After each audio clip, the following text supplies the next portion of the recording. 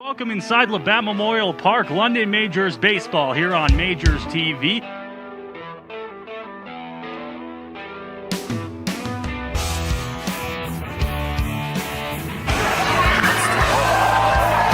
Majors win! The Majors walk it up!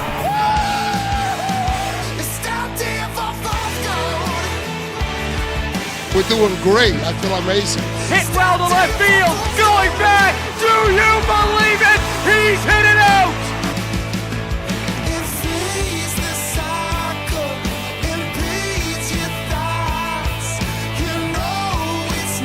Arching towards third. Here's the relay from Hernandez. Not in time.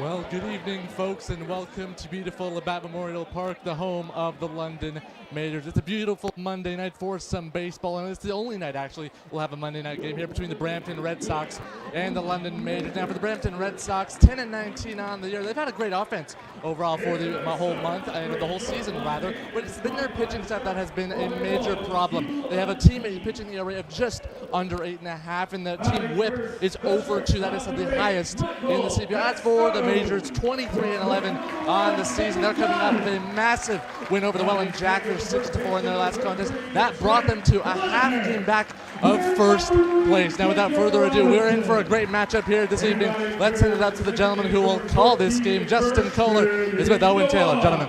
Thanks, Evan. Yeah, it should be a lovely game here at the Forks of the Thames in London, Ontario. Thanks so much for joining us. Again, this is the London Majors taking on the Brantford Red Sox. Justin Koehler, Owen Taylor. Owen, should be a really fun matchup today. Yeah, it should be. And as Evan said, the offenses are going to be quite alike from this one. The only difference being the Brantford pitching, which is kind of taking a hit this year. It's had its struggles. However, Connor Irvine is starting this game. He's been one of their best pitchers in that entire rotation, so it should be interesting to see today. Should be a good matchup. Evan kind of touched on it a little bit. He referred to it as a major problem when it comes to the pitching side, and they're going to have a tough go of it going up against the Majors pitching. Victor Payano on the mound, obviously been sharp, a standout guy, rotation on this year to year pretty much, and a really standout guy for the Majors. And it should be a really, really tough battle, but Majors hoping to get a hit here. Trying to make it 3 wins in a row right now. Obviously, you can see the numbers between Connor Irvin and Victor Payano.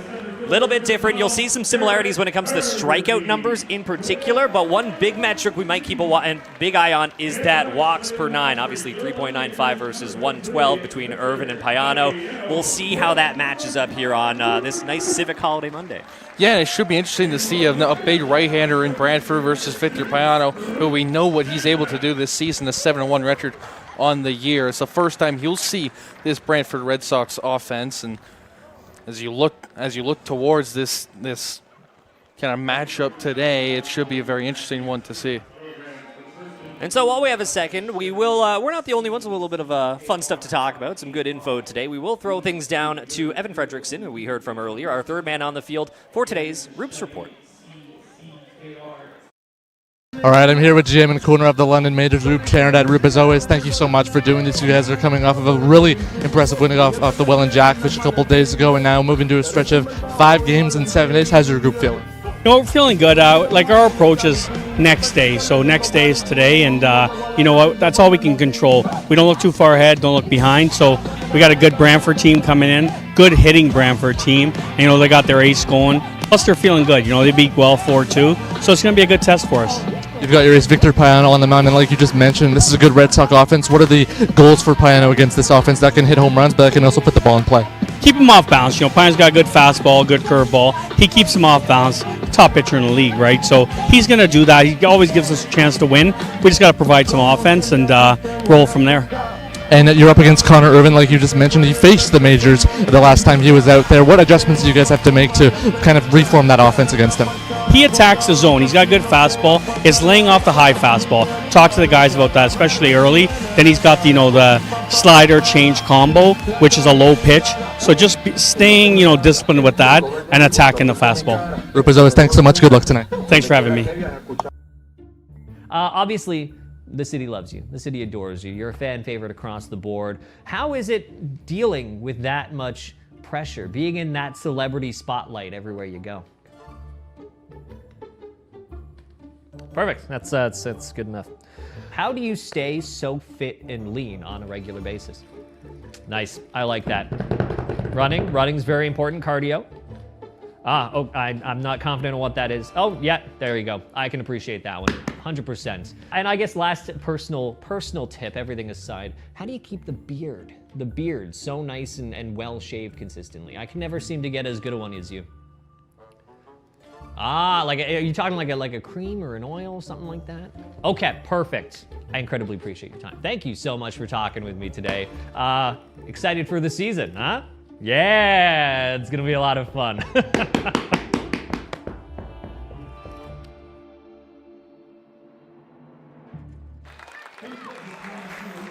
And we're back here at Labatt Memorial Park. We just got treated to another lovely national anthem on what's really turning into a pretty lovely day as well. Some beautiful sunshine, some nice temperatures, not too hot, not too cold, and what better way for us to kickstart a Civic Holiday Monday game here at Labatt Memorial Park.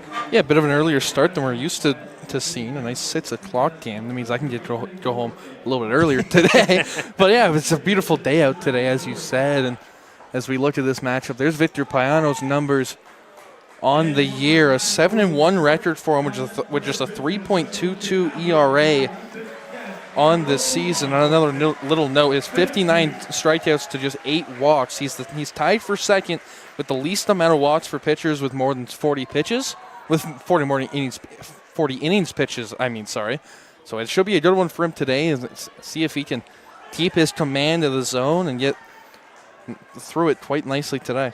And one of the guys on our broadcast team, our director and producer, noticed, had a bit of an eye for detail, noticing, if you'll see right there, Victor Payano does not have his usual glasses on today. We'll see if that makes any sort of a difference. We'll see. I don't know if he's got contacts, and I'll have to have a conversation with him afterwards. Brantford Red Sox, obviously these are two great offenses going up against each other. The big difference maker that we have been seeing, that we have pointed out, is the pitching front. We'll see if they're able to slow things down. I think we'll get a bit of a definitive answer on how this game is going to go. I would say really in the second inning. That's usually once the pitchers have kind of settled in a little bit. It usually takes a little bit for Payano to locate the strike zone properly too, and I think from that point forward, we'll start to get a better picture if it's going to shift to the bullpen a little quicker for the Red Sox. If Payano might run into issues, we'll see if his lack of glasses become a factor today too. So lots of fun to watch out for, a whole lot on deck.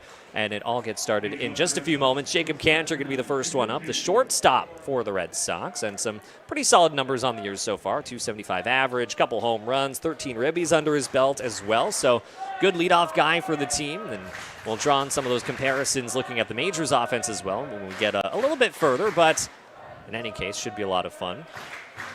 Wherever you're tuning in from, we appreciate having you here, whether that's on CBL TV and some past broadcasts or on Majors TV here on YouTube as well. Like usual, we'd love to know where you're tuning in from, but just appreciate having you here regardless. And again, we kind of mentioned it a little bit earlier today, a 6:05 start compared to our usual 7:05. The Red Sox got to town nice and early today. I think they might have thought we were starting at 4:05 like we sometimes do on weekends and the odd holiday games. So they're nice, well and prepared. Both teams warmed up for this one. While we have a second, we're getting some good shots of the umpiring crew. We'll run through those really quick. Our home plate umpiring crew chief, Jeff Rose today. First base umpire, Mike Guthrow. And over at third base, that's Steve Cochran to round things out. And we're about to get underway. Payano ready on the mound.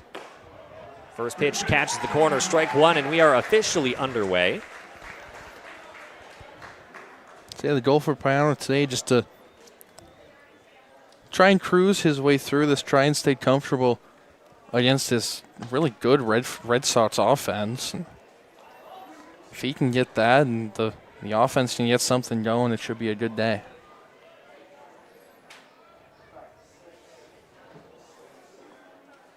So 1-1 count here in the early goings. Payano gets set for the 1-1. That pitch swung on and missed.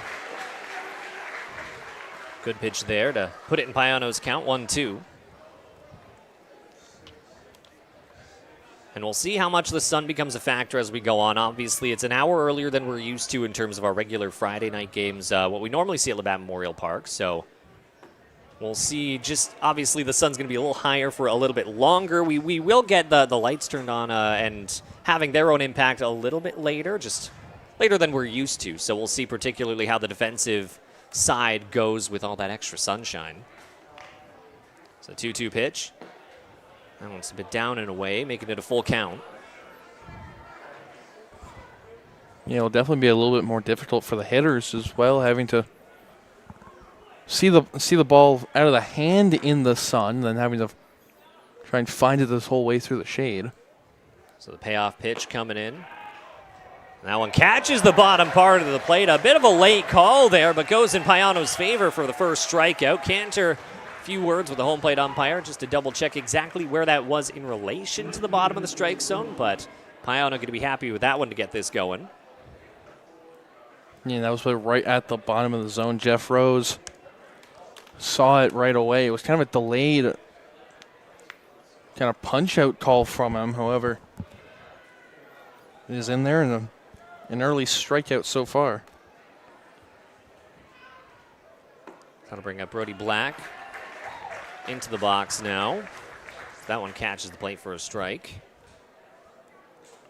Brody Black, a .278 average on the season so far. 30 hits, 7 home runs, one of their power guys in the lineup.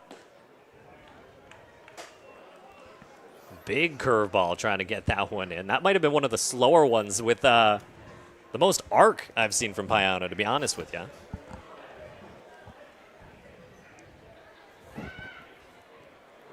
So one out here, top of the first, a 1-1 count. Payano set the pitch. That one swung on, fouled back.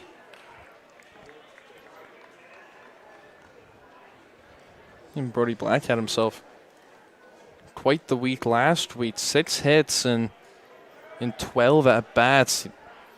2 different multi-hit games. One on the 25th against London. He went 3 for 4. Another one back on Friday. He went 2 for 3 against the Guelph Royals, including a home run. The 1-2 pitch from Payano swung on and missed. Strike 3 called. So back-to-back punch-outs for Payano in this one. Love the audio team here at Labatt Memorial Park sometimes. So what a way to get the game going. Clearly it doesn't look like the glasses are much of a factor like we were seeing before the game got going. Payano doing well out there so far, but still the early goings. And that'll bring up Chris Ortega. Part of a pretty dominant trio between Brody Black, Christian Ortega, and Tim Hollick. First pitch to him, catches the inner part of the plate, strike 1. Yeah, he's had himself quite the year. 39 hits and 120 at-bats, good for a .325 average, a .960 OPS on the year, not to mention has a little bit of that power, as you were talking about with Brody Black, 8 home runs, 26 RBIs. That one catches the plate as well. Ortega not too happy with the call. Could see him lean back a bit on the call. But yeah, pretty good group for the three of them. I mentioned Black, Ortega, and Hollick. Pretty solid stuff. All of them have over 30 hits. Ortega in particular, almost at 40. He's sitting at 39 right now, and 8 home runs to boot. Some good contact, some good power, all contributing to that .325 average. So 2 outs, the 0-2 pitch. A bit high, ball 1. So a little more information on this Payano glasses deal. Apparently they broke before the game, and he wasn't able to find a replacement pair. Clearly not too much of a factor as of now. Kind of impressed here at that. He gets set on the mound. The 1-2 pitch coming in. Swung on and missed. Strikes out the side. Way to get the game going, Victor Payano. Pretty impressive stuff. Sits down the side, all via the K.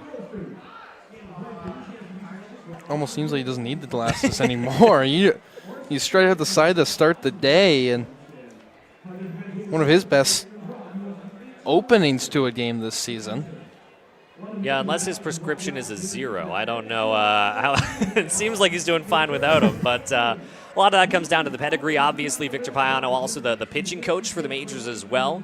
So he knows his stuff. He knows the strike zone pretty well.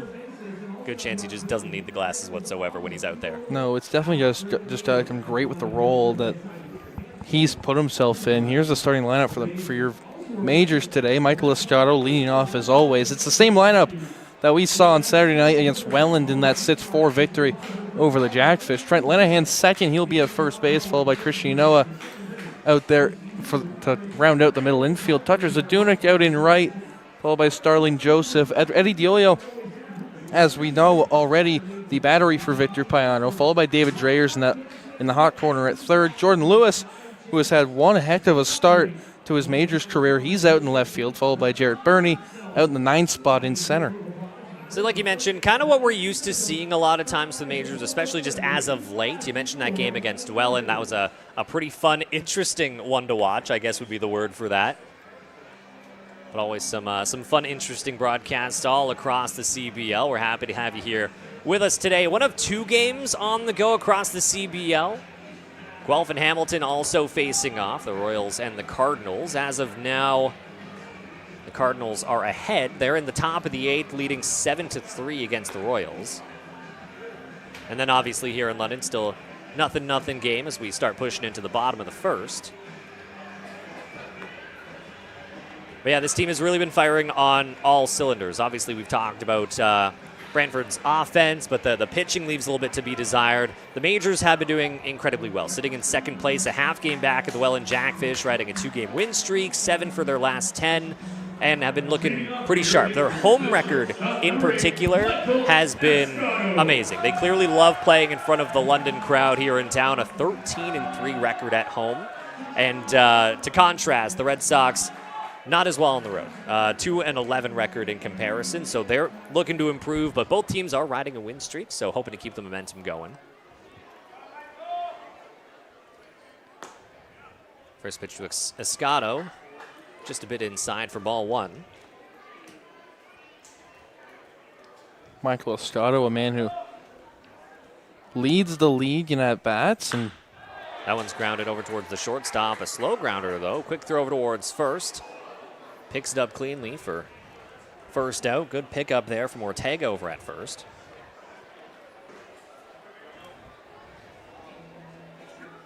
That'll bring Trent Lenahan up to the plate. Obviously some impressive stuff. That 1151 OPS is a big number that stands out, to say the least. A 397 average, double-digit homers as well. Seen some nice defensive flashes to boot with those offensive capabilities that we've seen from him.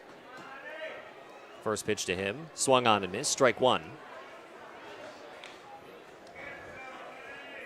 Yeah, Trent Lenahan is kind of making a name for himself, maybe in MVP conversation as well. I mean, he's only 3 hits behind the league lead. He's only a couple home runs from the lead there. That's Yasiel Puig with 14. So he's put up a really good year. It's been a pretty impressive year, almost across the lineup, to say the least. 1-1 pitch, swung on, hit hard, hit well, but well foul as well down the right side.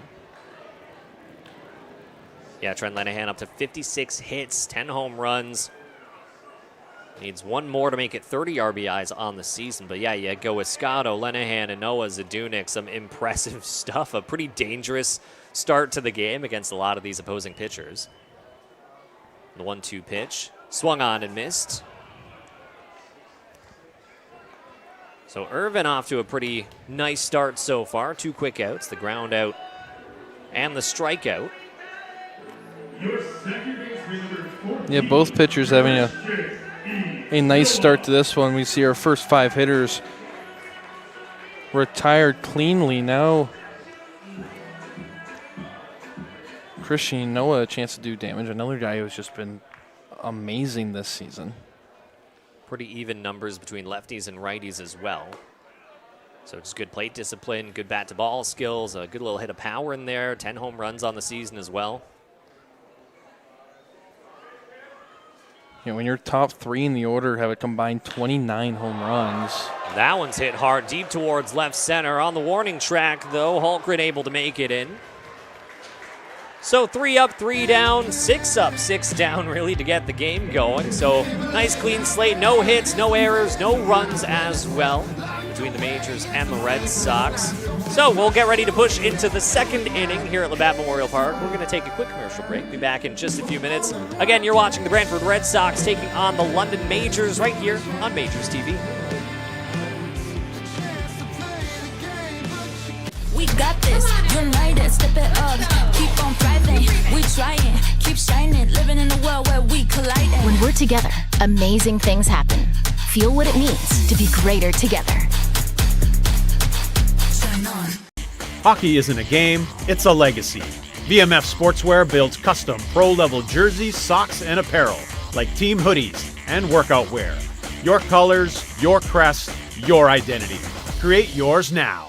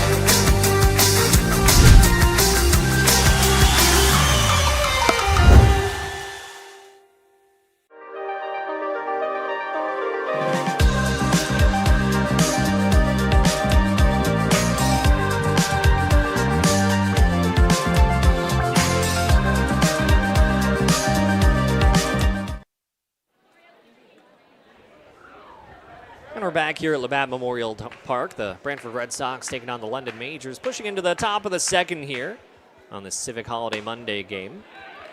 First pitch to Hall that catches the bottom part of the plate for strike 1. Yeah, and how about the start we had to this one? 4 strikeouts over the first 6 batters in that first inning. Payano getting 3 of those. Now, Tim Hullock, who's had one heck of a year, and in 23 games played, he's batting .356 with a .927 OPS. Pretty impressive stuff. Really good as of late as well. 8 for his last 18. It's in his past 5 games.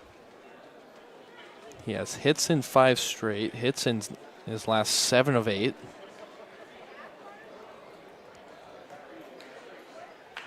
Five of those 7 being multi-hit games. Pretty impressive stuff. Obviously, the record so far is a bit different between these teams. Obviously, the Majors sitting in 2nd, the Red Sox sitting in 7th, but still plenty of ball left as we start pushing into the last month of the regular season, which is almost crazy to say. A big curveball coming in from Victor Payano, not able to catch the zone, though. Yeah, crazy that we're already down to a month left of regular season play. The playoffs are just around the corner. 25 days till we're back here for the final regular season game. Crazy stuff. The 1-2 pitch. Swung on, hit high, but fouled back. A nice high fastball there from Payano. Jordan Hollick, who has really been seeing the ball well as of late, to recognize that right out of the hand, get the hands up in time. Especially the dangerous combination with that fastball and that curveball. They cater really, really well to each other.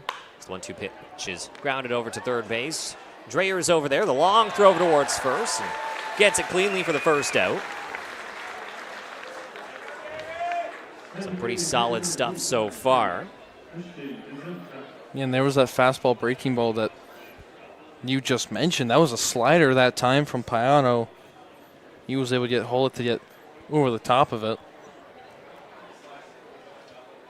It's a great mix, especially when you're looking at these batters, especially when he's working with some of these left-handed batters in particular. That slider can really pair pretty nicely, trying to move away from them, and then you mix that in with the curve, you level that out with the fastball. That's pretty consistent. Always some great velo coming from Payano on the mound too, and it's a dangerous mix, and that's exactly why the majors have relied on him so much over the past few years.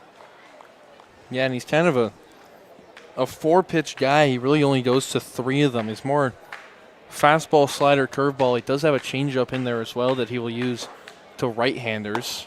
That one swung on and missed. Nice fastball in there for strike 2.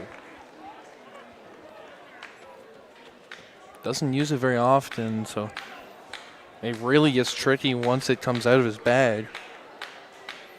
Well, he's so impressive at mixing up the speeds. That fastball really caters well to I usually say the curveball, because you get the good arc. It can sometimes look the same coming out the hands, but obviously the break's a lot different. So that one's hit well, hit high, and hit hard over towards deep left field. And it's going right on the warning track, though. Lewis able to make the grab, so a little bit too much lift on it. The second out of the inning. That was a well hit one. I think everyone here at Labatt Memorial Park almost had to sit up for a second and make sure that one wasn't going to leave. Really well hit, good contact, great power. Like I said, a little bit too much lift, though, especially at a deep ballpark like Labatt Memorial Park. Yeah, just under a little too much. Had a little too much backspin on it. Didn't get the carry. First pitch to Nick Iannantone. Just a bit outside, ball 1. So 2 outs now. First couple innings really starting to go by in a flash. A good pitching duel to get the game going. That one swung on, grounded over towards short. Quick throw from Escato. Not quick enough, though. Great speed from Iannantone. Gets in there in time. Yeah, those are always tricky ones for shortstops, having to move to your right and throwing all the way across your body. We know Escato has the arm to make those plays. He's done that a couple of times this season. Or just couldn't really find his footing in time. And Iannantone using his speed properly there. It's always tough when your momentum is going in one direction over towards third base, but you got to make that quick turn over towards first. He makes it look way easier than it actually is on a lot of these plays. But impressive stuff. Impressive speed to get over towards first as well. First pitch to Cassidy Watt in there for a strike. So first hit of the ball game. Runner now on first, but 2 outs now, top of the second. And again, what's been a nice, lovely, sunny day for this holiday Monday. Payano set the 0-1 pitch, swung on and missed. Payano changing up the speeds here. Getting the count in his favor, now 0-2. He's really been using that strike zone well. As our 5th 2-strike count already for Victor Payano. So 2 outs. Payano set the 0-2 pitch. Just a bit too low for ball 1. And yeah, I usually find that once Payano establishes the high and away corner, especially to these right-handed batters, that's when he starts to thrive, because he almost has a bit of a sweeping motion at times to his curveball, kind of getting it to go from the top corner away to the bottom corner in, and then cater that with the fastball. Once he establishes that part of the plate, I think that's usually once he really gets into a nice rhythm like we're seeing. The 1-2 pitch. Catches the inner part of the plate. Strike 3 called. Another strikeout, his 4th of the ball game.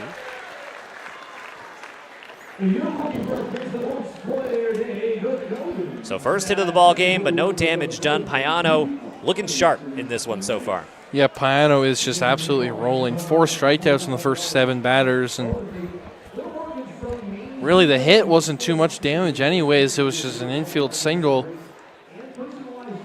where the play just couldn't be made in time. So he's really been dicing up these Red Sox hitters so far. Now you got the offense coming up again for the second time with 4, 5, 6, 3 of your more dangerous hitters at the plate. a chance to do some damage, get a run in, just try and make it comfortable for Victor Payano. That's really all you need to do. That's what Rup Chanderdat was talking about a little bit before the game, and just trying to give a little bit of that cushion to Victor Payano, trying to get him into his own rhythm. If you're able to do that, you know he's got the confidence to really go deep into this ball game and not have to use the bullpen so much. We saw 3 different bullpen pitchers back on Saturday. Well, you know, sometimes to these opposing teams, that can almost be in their favor. The Majors bullpen this year has been one of the sharpest that we've seen in a few years. It feels like they can really trust on almost any arm out there. You cap it off with one of the more elite closers across the CBL in Skylar Janice. There's really no winning in a lot of these scenarios when you're the opposing team going up against the Majors pitching, and that's really been one of the key contributors to their success. Obviously, the offense catches a lot of the attention, but you got to give some credit where credit is due, especially when it comes to the pitchers, the starters, and the relievers for the Majors. Yeah, it is the offense that kind of gets the most praise out of everything going on this roster. But yeah, as you said, the pitching's been incredible, not to mention the additions they had with Orfali and Luis Perez as well. It's just been so strong to see how much, it's been so strong and just so great to see how much depth this lineup has really gotten throughout the year. So as we push into the bottom of the second, the Majors still hunting for their first hit and some pretty good bats to try and get it done. Tucker Zadunik, we'll see Starling Joseph and Eduardo Diolio as well in the inning.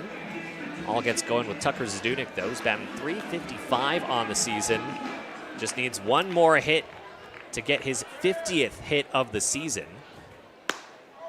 So that one just a bit outside for ball 1. And his last time playing Irvine went 1 for 3 in that one. Is 1 for 4 total against Connor Irvine. That one hit being a home run.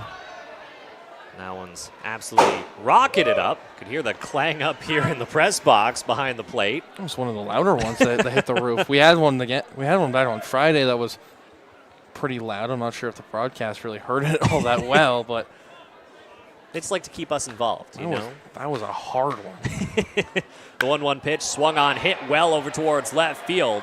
It's going, and it's over the fence. First hit of the ball game, and it's a loud one. Tucker Zadunik gets the Majors on the board, getting the team up 1-0 in the early goings. Well, there's your start. As I said, you really want to give Payano that cushion. Tucker Zadunik does it all by himself to start this inning. Good job to get that the other way. There was a fastball kind of up and away. The Hayes is able to let ride through the zone and has enough carry on it into left. Well, we always know how much power Zadunik has, and it sometimes gets understated how much opposite field power that he has as well. A great hit from the lefty batter. That's why he's so relied on in some of those clutch situations. Speaking of clutch, Starling Joseph now in the box. Swung at the first pitch, so an 0-1 count. And Zadunik is trying to make his effort to be the team lead in home runs. He's up to 9 now, so he's tied with Escato for second on the team. What a way to get your 50th hit on the year as well than making it a solo shot to deep left. So that one catches the lower part of the plate for strike 2. You know, we talk about it all the time, just how good and consistent this lineup is when it comes to contact, when it comes to power, when it comes to speed. As the 0-2 pitch is upstairs for ball 1. And we kind of saw that reflected a little bit towards the trade deadline a few weeks ago. And the Majors made some good moves, but I talked to Drew before today's game, and he said that he didn't feel any pressure to make any major adjustments, to really start chasing guys left, right, and center, because it's just a well-rounded team. So that one's swung on and missed, strike 3 called. The second strikeout of the game for Irvin. Yeah, and you're completely right with how the roster's been built by Rup Chanderdat and how they've been able to perform with the expectations they've been given. You really didn't need to make any moves, but the moves you made were definitely the right ones. We've seen Luis Perez kind of dominate in his 3 appearances. You've seen Daniel Orfali who's done really well out of the bullpen. He's good bullpen depth, and not to mention Jordan Lewis, who has just been lights out. Amazing so far. It's impressive to watch. So Eduardo Diolio now up in the box. Swings at the first pitch for strike one. And yeah, when I talked to Drew before the game, he kind of referred to it in almost like an art piece. The majors have the broad strokes. They've got a good amount on the canvas. So that one catches the plate for strike two. He said you can't make any big changes to mess with what you've got. He said the big difference between now and the end of the season in terms of trying to get that first place spot to wrap up is the finer strokes, the little details. And you don't get that with big moves. You get that with your guys just making the fundamental plays. So that one swung on, fouled, drifted its way over into the stands here at Labatt Memorial Park, though, down the right side. Well, the home plate umpire tried giving a replacement call to Connor Irvine, but he didn't. He had the battle of the sun on that one. He couldn't see it. Like we kind of said, that sun might be a little bit of a factor across the board. I think for the most part, right now, earlier on, it'll probably be more of a factor for the infielders on some of these fly balls, but then it's going to get harder and harder for the outfield until we finally get to some nice shadow over the ballpark.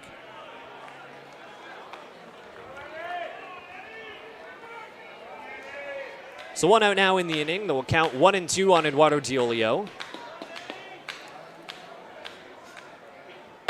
That one's upstairs, evening things at 2-2. This season, Eddie 1 for 5 against Connor Irvine. That one hit being a double. Has struck out twice this season, trying to keep himself from doing it a third time. Big swing and a miss there. Strike three called. Irvin gets his third strikeout in the game so far for the second out.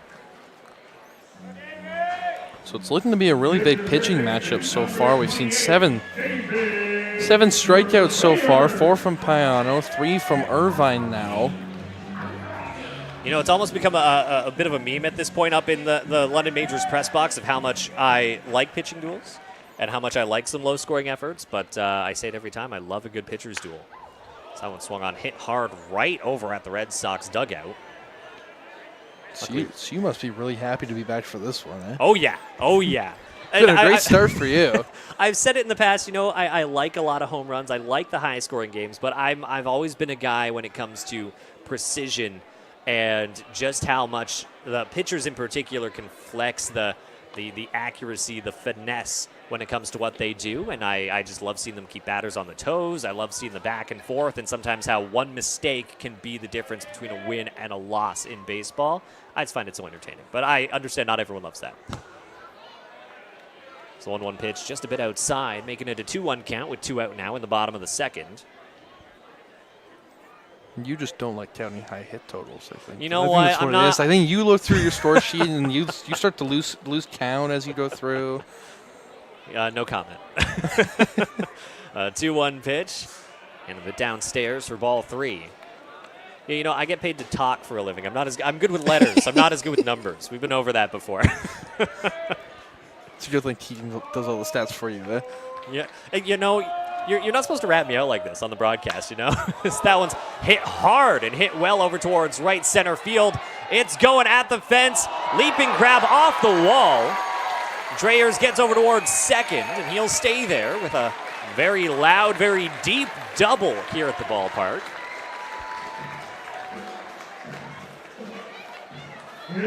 Great effort from Hultgren over in center field to try and make a play there. Almost looked like he timed the jump pretty well to catch it, but it looked like he might have been expecting it to go over the fence, I think like a lot of people here at the ballpark, but stayed inside, got away from him, and they'll be pretty satisfied with keeping that as a double. Yeah, it really did look like it was kind of leaving the park, but that was a fastball in the outer half that Dreyers can extend the hands on and get out to center. So good hit, good loud inning so far with the home run and the double. Jordan Lewis would love to cash things in and widen the Majors lead. He's in the box. You've mentioned a couple times Lewis has been impressive so far, to say the least, in his short tenure late in the season for the majors. So that one swung on and missed, evening things at 1-1. He's 5 for 15 in his first 4 games with the team. His best game coming back on Friday. He went 2 for 3 against Kitchener Panthers with 3 RBIs on that day. So 2 outs now. The 1-1 pitch swung on, fouled back. And this is another thing Lewis can do. Really get any kind of contact on the baseball. Does not strike out a lot. He is able to see the plate really well, and he's just able to battle. That's what most of these majors hitters are able to do. You look at guys like Bernie, Babiak, Dreyers, and Jordan Lewis. They're just able to battle through counts and get the pitch count up so high so early in these ball games. So the 1-2 pitch. Just a bit high for ball 2. Evening things at 2-2 with 2 outs now. You know, we've been seeing some pretty impressive stuff, I would say, from Connor Irvin so far. Hit around a little bit in this inning, but we kind of mentioned it before that we thought the walks would be a big indicator on how this game was going to go, and he's really just been pounding the strike zone, trusting the defense behind him. So that one swung on, hit hard over towards left center field, a hit over in the grass. Dreyers rounds third, he's on his way home. Lewis will hold up at first with a nice RBI single to double the majors' lead 2-0. Yeah, just as I said, he does. That's just what he's able to do. That's his 7th RBI on the year. And you go back a couple pitches, that high slider from Connor Irvine that just missed the top of the zone.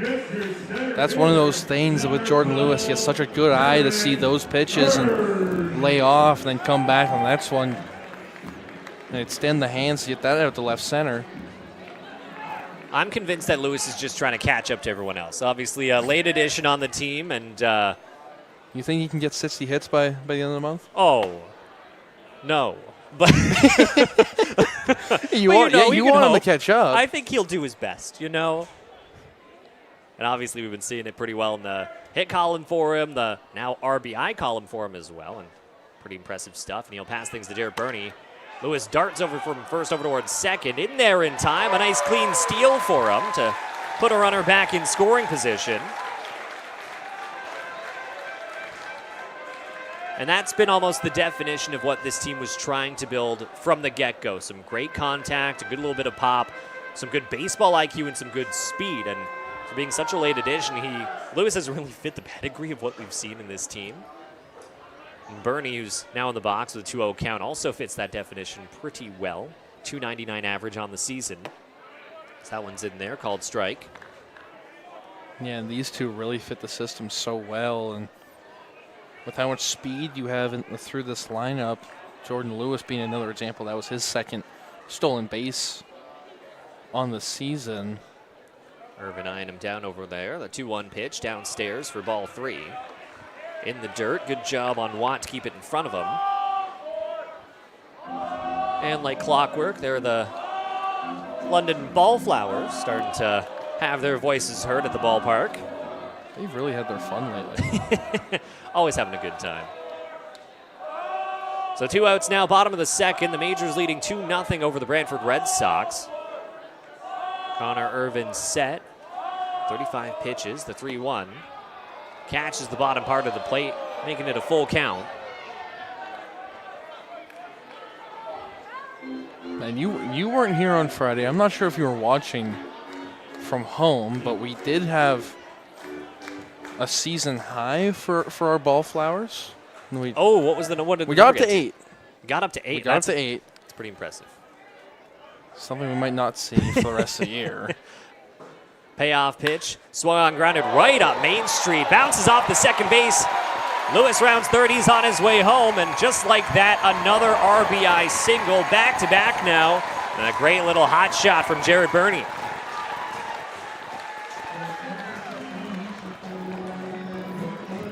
And there you go, showing off the good contact in the bottom of this order. It's Jared Burney again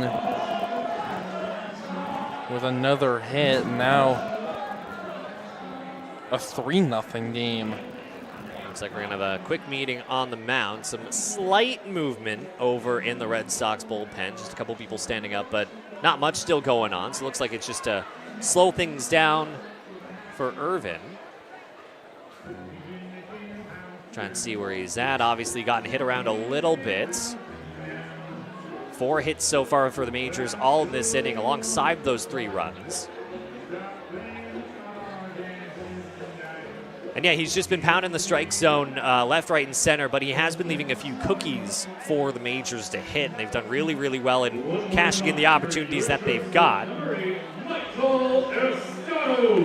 And again, all the damage so far, apart from the Zadunic solo shot, has come from the bottom of the lineup, and it just goes to show how deep this Majors system has been so far, from the top to the bottom. Contact, power, speed. So we'll turn things back over. Bernie quick to get back to the first base side. Impressive shot from Watt, keeping his head up in the game. Bernie obviously got a pretty decent lead on the first base bag, but able to get back in time.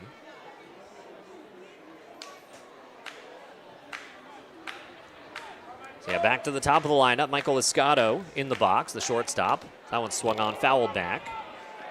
Bernie got a pretty good jump over there. He's standing at second. He's going to have to walk his way back to first now.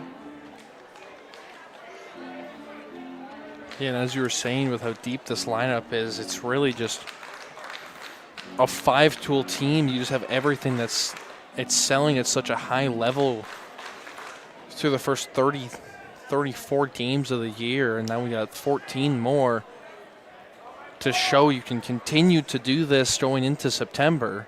The 1-1 pitch swung on and missed. And that's what it all comes down to. Obviously, the Majors are trying to push for that #1 spot, a half game back of Welland in that regard. But I do think, especially now that we are into August, everyone's eyes are turning towards September and that big playoff push. The Majors in a pretty good spot right now, and they're really hoping to go deep across the board. So Irvin steps off, trying to hold Bernie over at first. And you can obviously say the same thing about the Red Sox as well. In a very different position, they're trying to push their way into a playoff spot. A bit of ways to go as that one's swung on, hit hard over towards the third baseman. Long throw over towards first. In-time routine. Good stop there from Pollock. And that'll set down the side, but not until after the Majors got the scoring going. 4 hits in the inning. The long ball from Zadunic, bringing them to a nice 3-0 lead. As we push into the third, we will take a quick commercial break.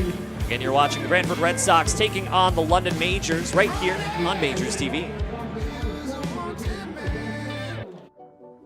Right at the corner of Warncliffe and Emery, Ellie's Pizzeria is your neighborhood spot for real, handcrafted pizza. Using locally sourced flour for their dough and fresh ingredients from local farms for incredible flavor in every bite. Stop in before 3 p.m. for a slice and a pop for just $5 or 2 for $9. Ellie's Pizzeria, made local, made right. So right off the bat, what's your least favorite food? Oh, you brought fish. Okay, I get that. What are some of your go-to foods that you love? Oh, more props. Great, wicked. Fruits and vegetables. Great pick. You know, incredibly important. I'm sure a lot of the London Majors will agree with you. I'm gonna have to have you clean that up, though. You know, I'm not here to be a janitor.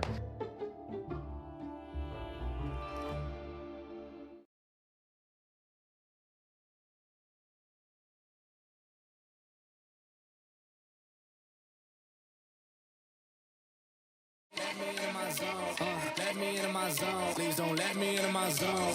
Let me into my zone. Let me into my zone. Let me into my zone. Please don't let me in. Yeah. Can't answer my phone now. Just leave it there, that tone. Ballin' can't beat me up, cause I'm back in my zone now. Cause I'm back in my zone now.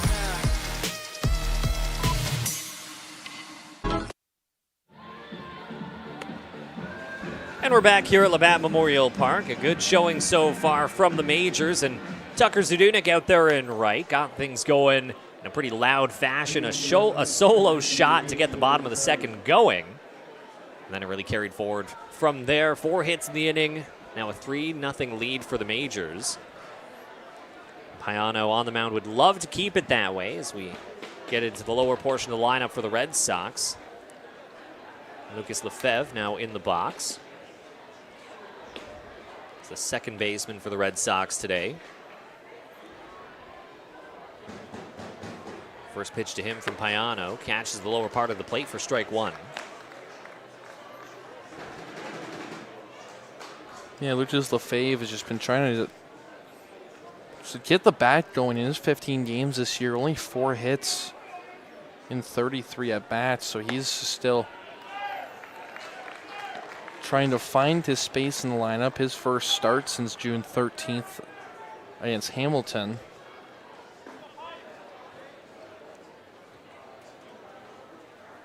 Would love to double the hit column for the Red Sox. 1 hit so far in the ball game. It's the 0-2 pitch, bit up and away for ball 1.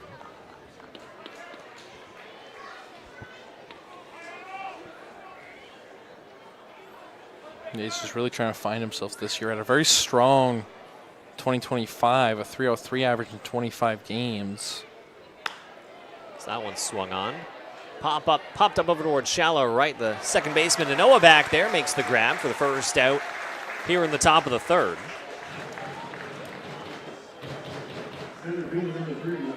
Some good stuff so far. What's been really good to see from Payano is the soft contact. Obviously, the pop-up there. We saw the ground out over towards Escato a bit earlier on. And then, yeah, you can't sell short all the strikeouts that we've been seeing. Already racked up 4 in the game so far. Yeah, it's been really impressive being able to retire the first 7 of the first 8 hitters as we made it to the bottom of the order. First pitch to Walker Hultgren in there for a strike.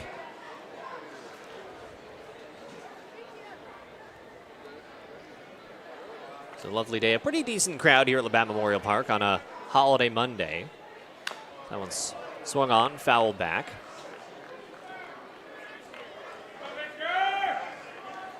And yeah, a lovely day for some ball. Pretty nice, not too hot, some great sunshine. I don't even see a cloud from where we're sitting up in the press box. We'll take it over all the rain we've gotten over the past week or so.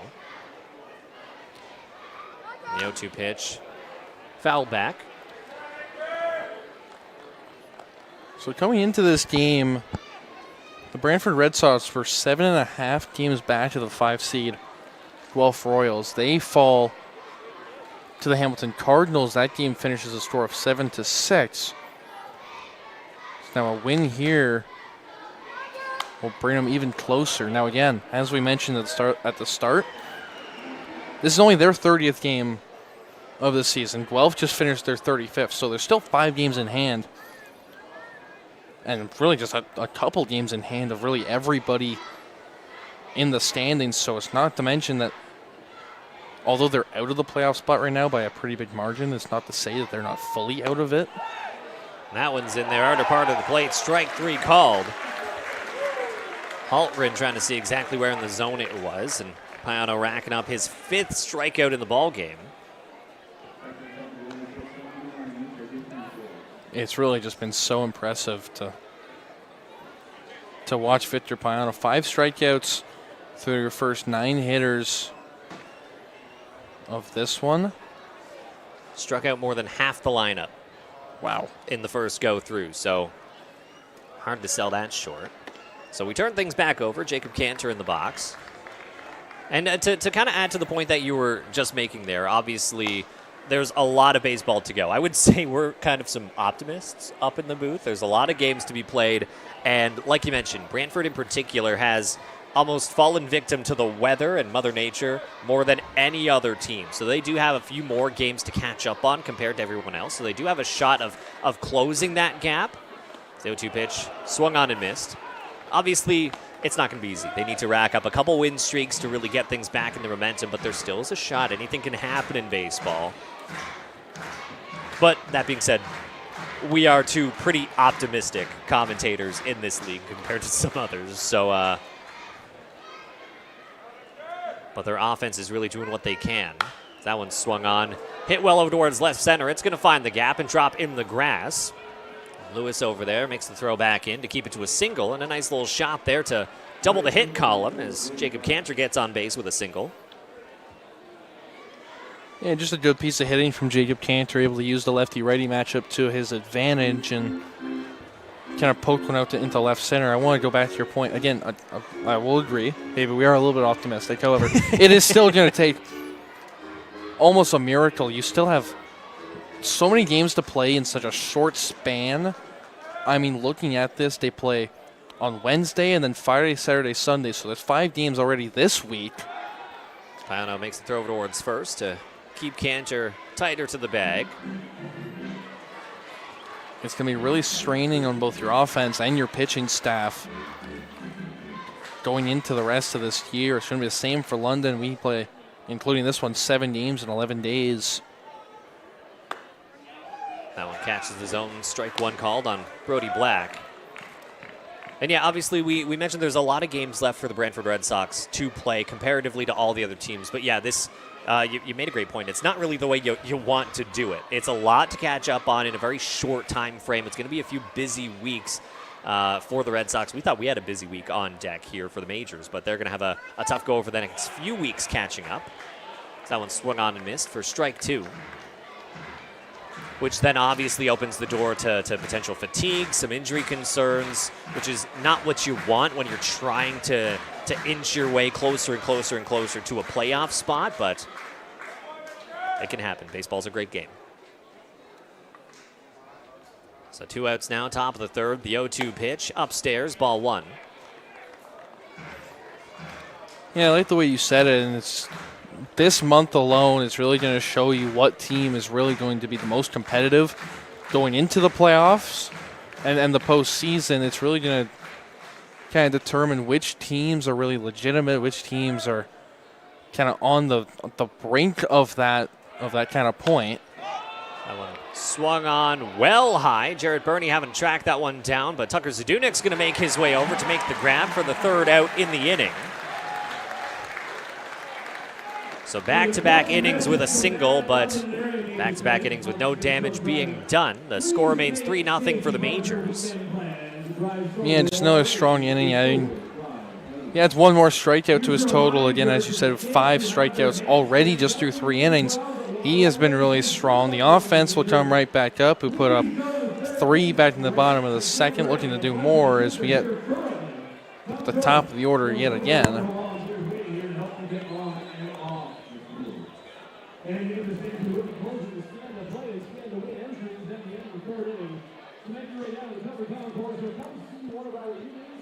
And so it looks like we've got a...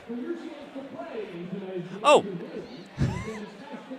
And so as we get ready to push into the bottom of the 3rd, we will take a quick opportunity to throw things down to our 3rd man on the crew, Evan Fredrickson, down on field level. Evan, what do you got for us today? Gentlemen, thank you very much. Since Victor Payano made his debut back in 2024, he's had elite command. You guys mentioned it. He's only walked 8 batters so far this season, and despite the strikeout rate being a bit lower this season, the 3% walk rate is among league best. It's ridiculous. And despite also him being the leaders in ERA plus, Maple at 2.3, he also is tied for the league in wins with 7. And gentlemen, it feels like every time Victor Payano takes the mound for the Majors, they have a pretty good chance to win. Gentlemen.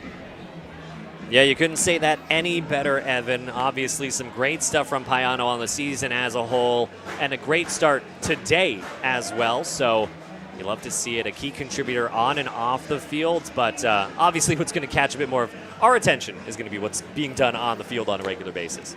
Yeah, it is. And to Evan's point, he's just been so dominant this year. Again, to mention that he's tied for the league lead in wins on the year with 7, tied with Carlos Sanoa Berry.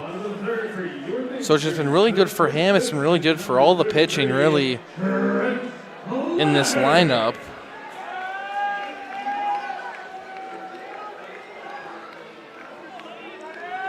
And so already into the bottom of the 3rd here at Labatt Memorial Park. Almost caught me off guard how fast we're pushing through this game. Trent Lenahan now in the box, the power-hitting righty first baseman.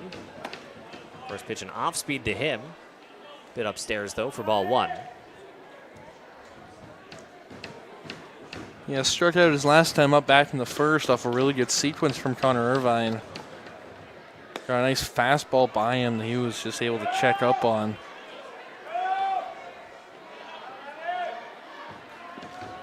Nothing Lenahan can really do in that at-bat, trying to get his redemption here. Count now 2-0. So that one's Swung on. Looked like he tried to check his swing, but went too far. Home plate umpire made the call to make it a 2-1 count. And yeah, he was really dealing that first inning. A ground out, a strikeout, and a fly out to get the game going. Next one grounded over towards third base, just past the glove of Hollick over there. It makes its way over towards left field. So Lenahan gets it going with a nice single, and it looks like the Majors are shaping up to get some more damage done. Yes, made the back-to-back innings with base hits, as Lenahan got that one right by the third baseman, Tim Hollick, and just a really good play, really nice placed ball. A leadoff man on first here. Christian and Owen now in the box. Flew out in his last at-bat back in the first. We've mentioned it, some great contact, some great power numbers for him. I love seeing these two back-to-back, and Lenahan and Anoa, just some great stuff at the 2 and 3 spots in the lineup. A 1 pitch, swung on and missed for strike 2. And Christian Anoa, ever since really joining this team, has just been lights out. He's really fit this system well. 13 strikeouts to 15 walks up for him on the year. So that one swung, hit well and hit hard, deep over towards left field.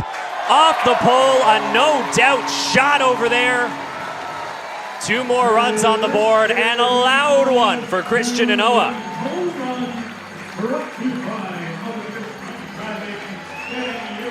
An absolute no-doubter off the bat. We've talked about the contact. We've talked about the speed. Loves flexing the power behind that bat. Yeah, what a hit from Christian Anoa. That's his 11th home run on the season. He takes the lead, the team lead here, and he extends his lead in RBIs with, that's his 32nd and 33rd. A ball that you knew right off the crack of the bat was going over that fence. And as you said, with the leadoff runner getting on, you know you're going to get some damage there. We weren't expecting it to happen that early. Over a great start to the bottom of the third. And speaking of power, Tucker Zdunek back in the box. He homered just in the last inning, back in the second to get that inning going. And it's just impressive back to back to back. And just it gives so much ease of mind to these players being able to trust the next man after you, whether that comes to just getting a nice, consistent clutch base hit, getting that nice big power swing going and lifting it over the fence. And we've seen the bottom of the order do damage. We're now seeing the top of the order get some good damage done.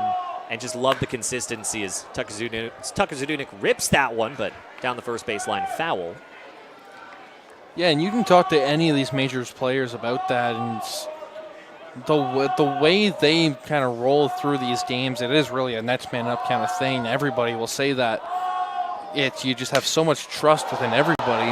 Watch out, everybody. Broken bat. Looks like they were able to get the out at first, but our attention's over and right. Looks like a fan might be walking home with a bat, depending. Looks like it snapped right at the handle. And see Zdunek there with just the end of the bat in his hands. You know, we've seen the displays of power in terms of getting a ball over the fence, but, you know, it's a whole other thing completely snapping the bat at the handle. And to have it fly that far, too, I mean. It looks like everyone is all good. I think everyone's happy. We heard some claps, some cheers over there. It looks like everyone's all right. Oh, that almost hit our camera way up at the top of the bleachers. I was only about 5 rows down from that. Not the audience interaction you sometimes want, but still a nice souvenir nonetheless. Starling Joseph now in the box with 1 out in the inning. Count now 1-1 for him. And see our cameraman, see all the smiles down there. Everyone's happy. But that's a lot of bat to walk home with. I'm just happy it didn't splinter anymore. Sometimes those ones can explode a little bit on you.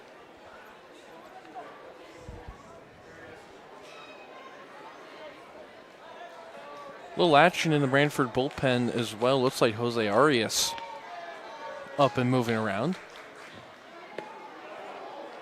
As Joseph swings and miss, now a 2-2 count. Jose Arias, obviously a familiar name for the London Majors, previously a starting pitcher with the team.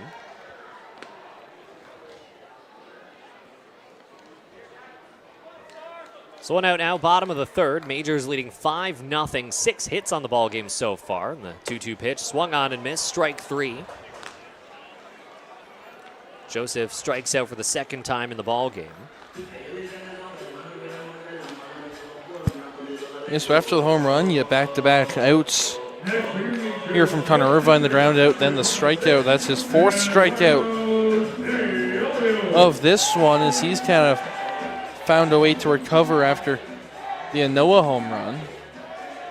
I think if you're Irvin on the mound, you almost try and move the pitches around a little bit more. You have been leaving a lot in the zone, giving a lot of cookies like we've mentioned to this Majors team. And even though sometimes the walks can be a problem, finding that strike zone, I think you got to try and widen it a little bit to get some of these Majors batters to chase a bit more than they are. If you got to walk a guy, it's sometimes better than a homer, as that one's lifted over towards right field. The right fielder, Black, not having to move too far for it, makes the grab for the 3rd out of the inning. But once again, some damage done. 2 runs scored off the big, loud homer from Christian Anoa, making it a 5-0 ball game.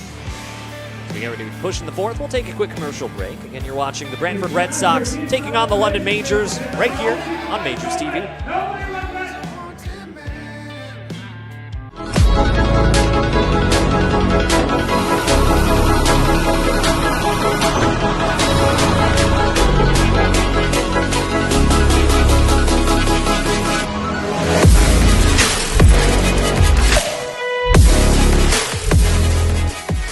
Canada's ball teams deserve uniforms built to win. VMF Sportswear delivers custom jerseys, pants, and caps. Level up your look with custom team apparel. Choose your colors. Drop your logo. Own your look. Order now at vmfsportswear.ca. We got this, united, step it up, keep on thriving, we trying, keep shining, living in a world where we. When we're together, amazing things happen. Feel what it means to be greater together. To be the best, you've got to bring performance from every second. The game is getting faster every season. So Rawlings made a time machine to help you keep up. Introducing the all-new Velo ACP. It's light, it's balanced, so you can pick your pitch and drive the ball with maximum exit velocity. The game's gotten faster. Your bat has too. Nother's blank and stock metals deliver impact without compromise. Fully customizable with UV full color printing or 3D printing to showcase your logo, event name, or design. 1- or 2-sided printing available. Some stock metals have a recessed area for adding plates for divisions, names, and more. Each metal includes a stock neck ribbon or upgrade to a custom ribbon with your branding. Just allow for lead time. Versatile, customizable, affordable. Explore your options at Nothers.com or call 1-800-265-1554. And we're back at Labatt Memorial Park. One of the fun times here for everyone in the stands. The kids running the bases. Always a good time. Look at that one kid in front go, though. Look at that speed. Give Jared Burney a run for his money there. It's always fun, all part of the audience interaction that we have. Always a great time here at Labatt Memorial Park. Plenty of events, plenty of fun going on. And yeah, the kids running the bases is always great. He didn't touch home plate though, Dylan.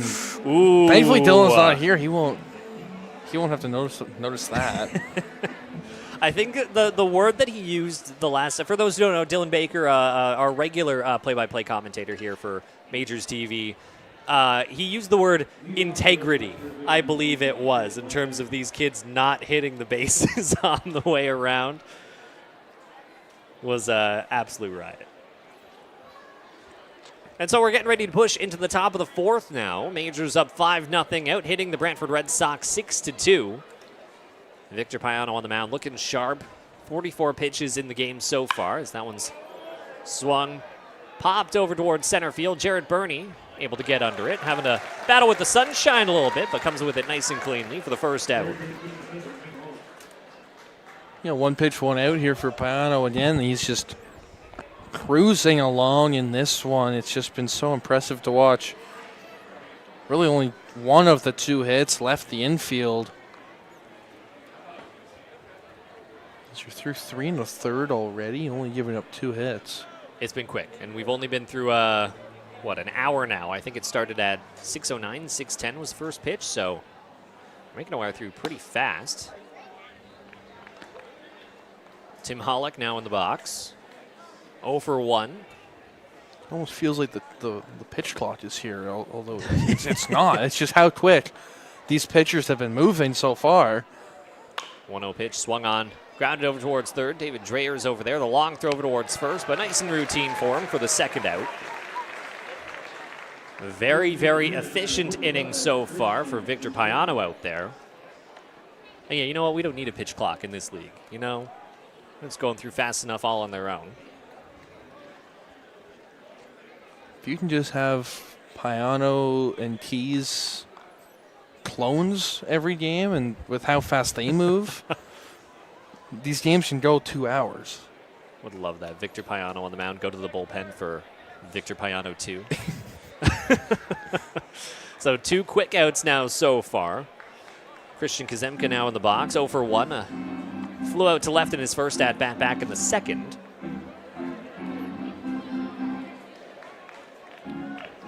That would be even crazy to go from Victor Payano to pulling in someone like Travis Keys from the bullpen. I think that'd be pretty fun to watch. If there's a suggestion box anywhere, I'd love to put that in there.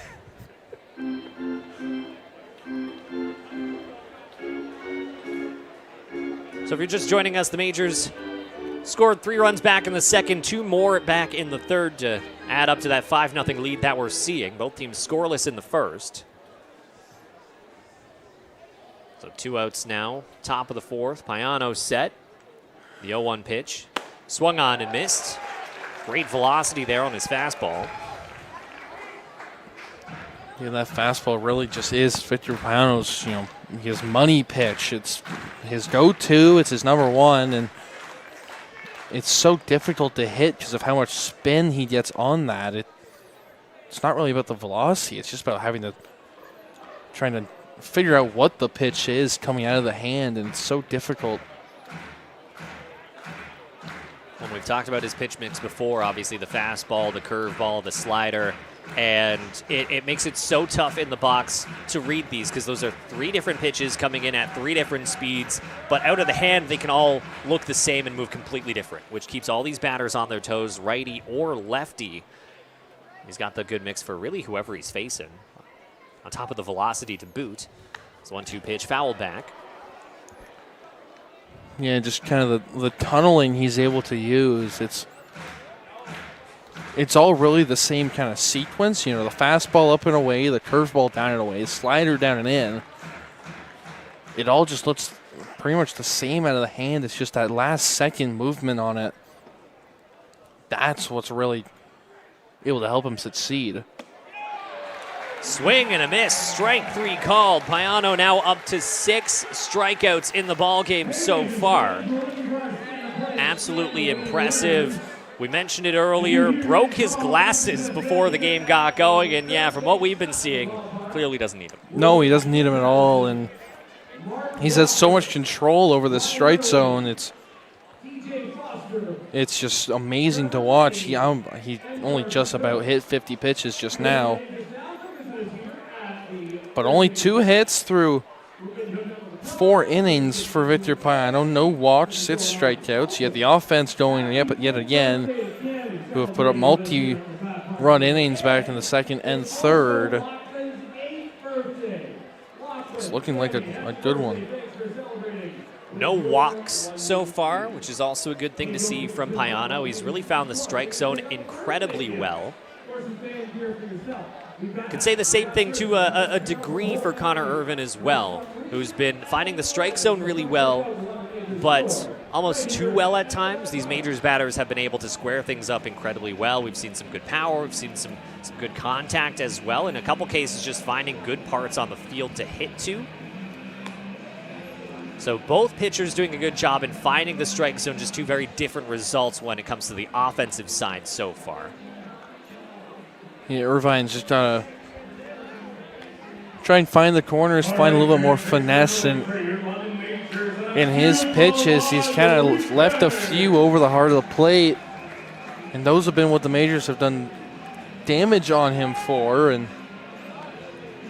as we get through this one, he's been strong through 4 innings, even though giving up 5 runs.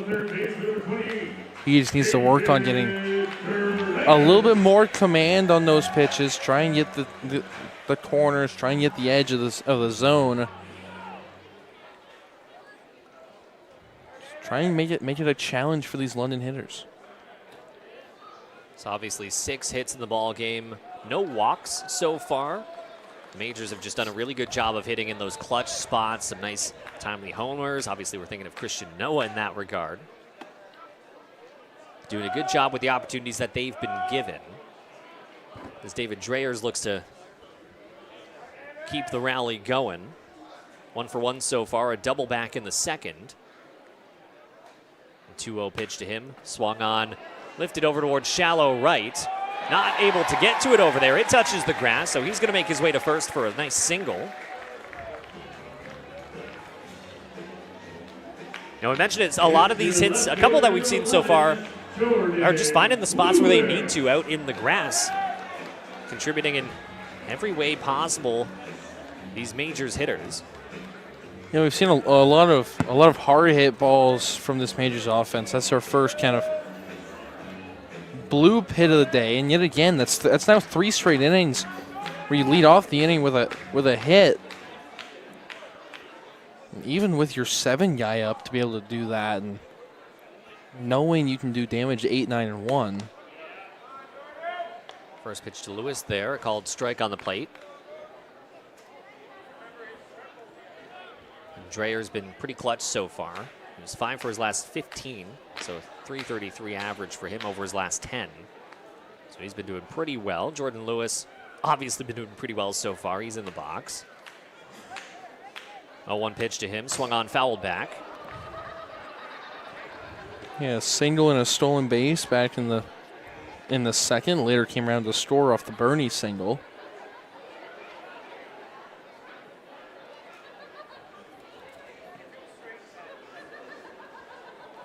Majors up 5-0, a runner over on first. That's Dreyers there. 0-2 pitch, swung on, lifted up towards right field. The right fielder Black able to get there. First out here in the bottom of the 4th. And that was a lot of ground that Brody Black did the cover over there in right. Able to use the speed really well there to find it in time through the sun and get the grab, and now 1 away in the inning. So that'll bring up Jarrett Burney. Singled his last time up. That was back in the second. First pitch to him. Swung on again, lifted over towards right field. Brody Black making his way over, makes the grab again. So back-to-back flyouts to right.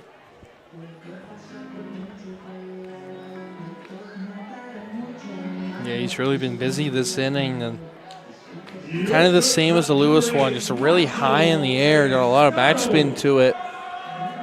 It just kind of stayed up in the air a little too long for Bernie. Black was able to cover another good bit of ground there.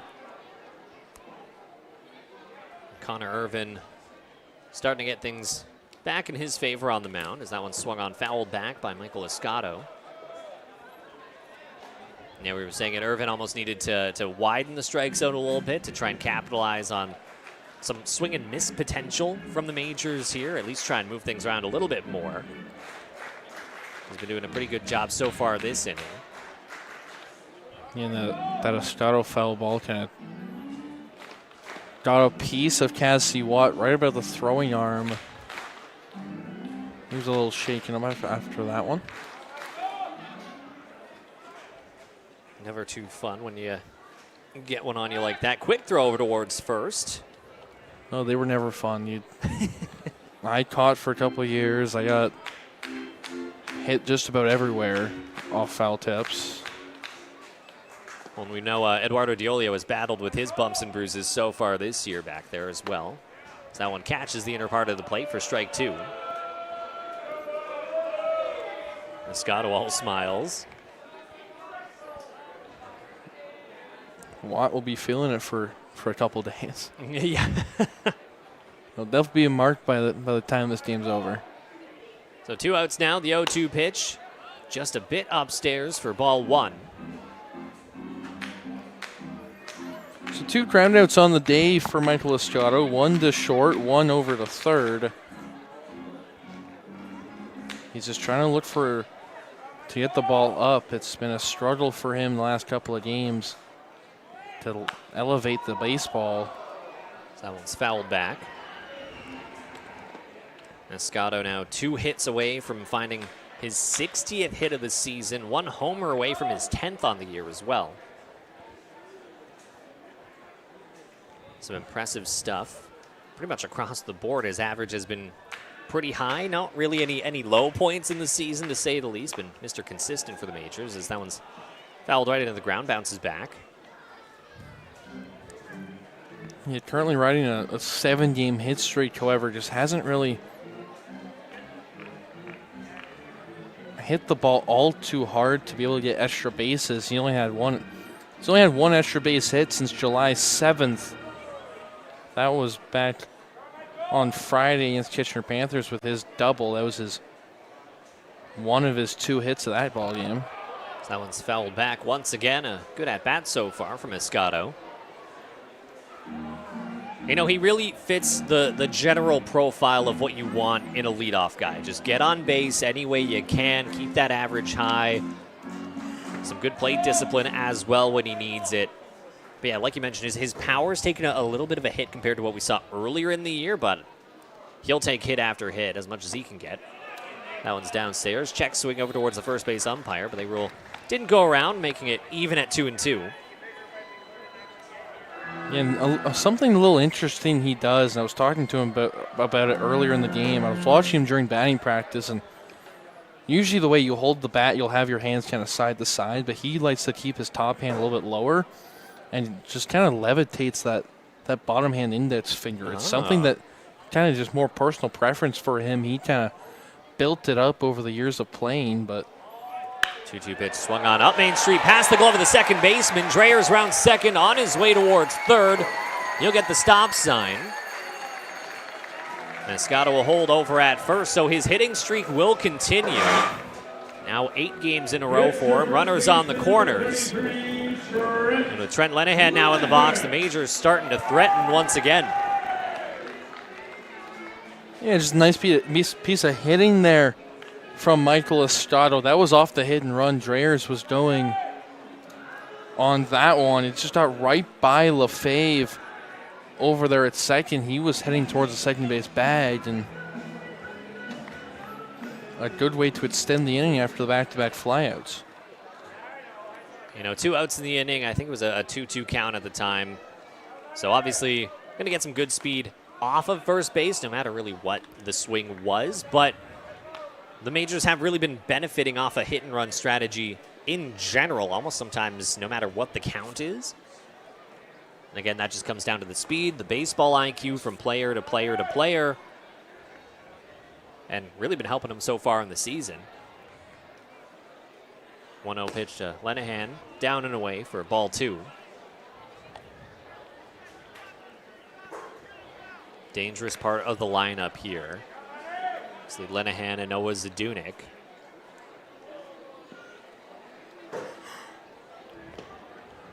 In some regard, you might be willing to walk Lenahan, but you load the bases, and then Noah's already hit a homer in this one, so pretty much in a dangerous spot for the next few batters, no matter what you do. Yeah, this 3-0 is really a pitch that Irvine needs to get in the zone. If not, you put yourself in a really kind of deep hole with Christian Yanoa coming up. 3-0 pitch upstairs. A 4-pitch walk to Trent Lenahan to load the bases. It's the first walk issued by either of these batters today. So meeting on the mound. Been seeing some activity over the past little bit over in the Red Sox bullpen, so we'll see if a pitching change is on the way. In any case, Christian Yanoa will have a big opportunity to try and cash in a few more runs. Looks like for now it'll just be a discussion. Obviously 2 outs. Connor Irvin would love to get out of this inning. Potential at every single base to get that 3rd out that they need.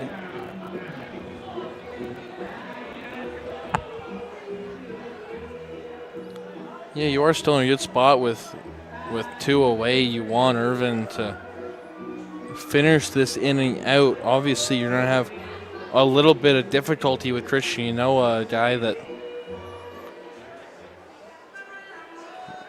will put up a fight before he gets out. So a big at bat here for both sides. A chance to extend the lead again for London. A chance to kind of keep this game under control for Irvin and the Red Sox.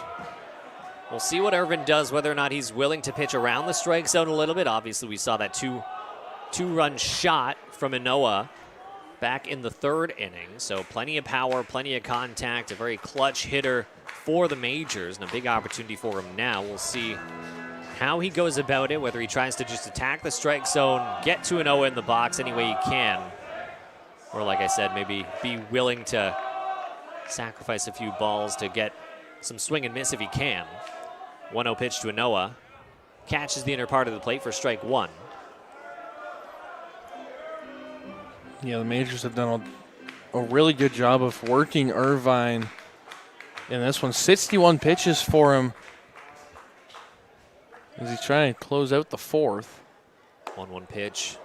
Big swing, but missed it for a strike. Now 1-2.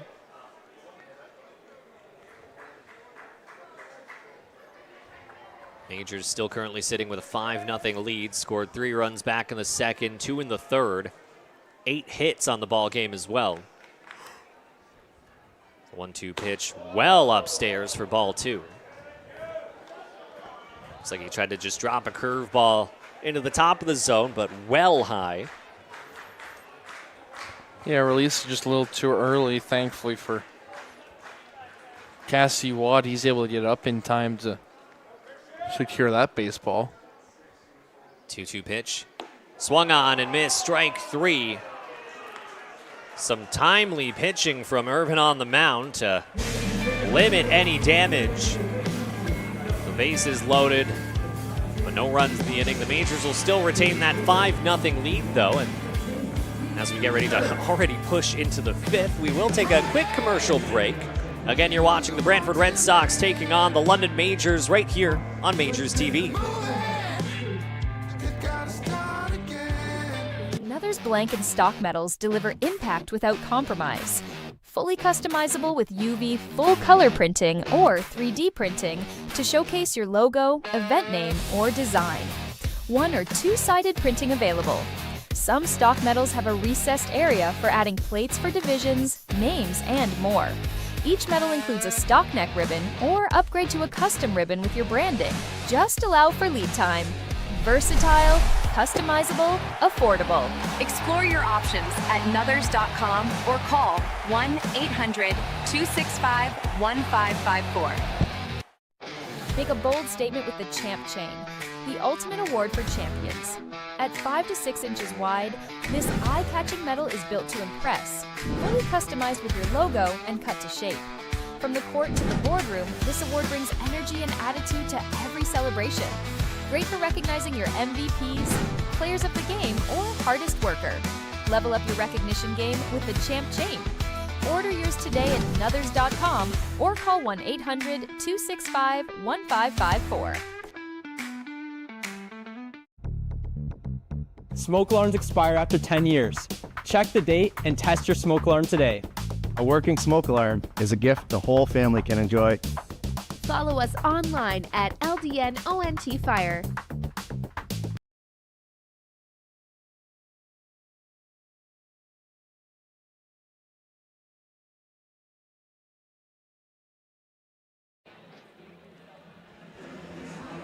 And we're back here at Labatt Memorial Park. A pretty good show so far for this Civic Holiday Monday game. Majors still up 5-0 over the visiting Brantford Red Sox, out hitting them 8-2 as well.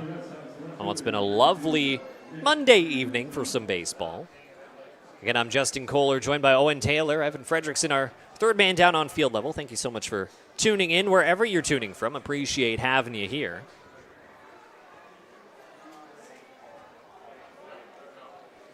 But a fun ball game so far if you're a Majors fan. Victor Payano back on the mound. First pitch to Nick Iantone. High and inside for ball one.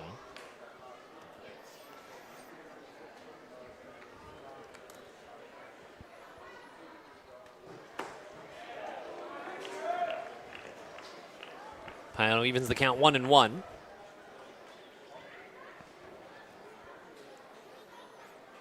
On paper, in a way, this is unfortunately almost the results that we were kind of expecting. Obviously, the Majors sitting in second, the Brantford Red Sox sitting in seventh, and the big factor that we were paying attention to before we got going in the game was the big difference when it comes to pitching. But comparatively from what we were talking about, I still think that the stats on the page sound a little bit different than they are. I think Connor Irvin's been doing an all right job given what he's been working with, as that one's fouled down the left side. Previously, his big problem has been limiting the walks, and I think he's done a good job in lowering those numbers. Obviously, he just gave up that one walk just in the last inning, but 5 strikeouts on the day so far. Just been attacking the strike zone. You just got to give credit where credit is due in terms of the Majors' offense, capitalizing on all the pitches that they're getting, hitting in those clutch moments, and just doing what they can to really get the record that they have, as that one swung on and missed. Payano coming to just what we've been expecting so far. Great results, great strikeouts for him. It's been a complete show, to say the least, for the Majors in this one. Yeah, it really has been. That's strikeout number 7 for Victor Payano this afternoon. But yeah, as you were saying, it's been a really good day for Connor Irvin.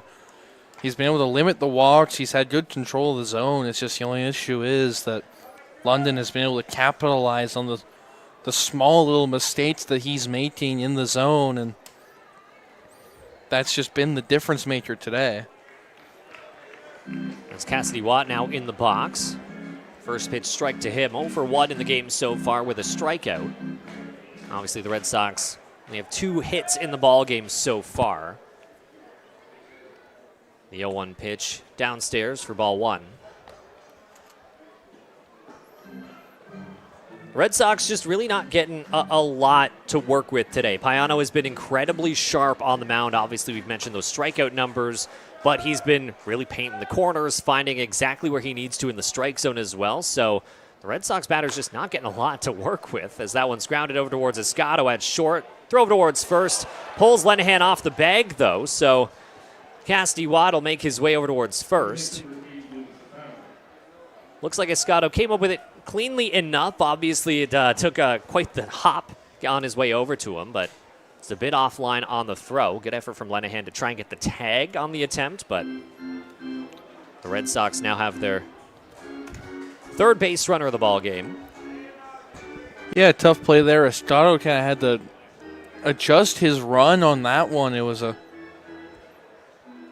very high bouncer, just like right off the right and out in front of the plate, and they will rule it an error. So that one's hit well over towards right field. Zadunik able to get under it, though, and makes the grab for the second out of the inning. For those keeping track of the stats at home, I believe that was ruled an error on Escato on the throw. So the Red Sox still sitting at 2 hits in the ball game as Walker Hultgren comes into the batter's box.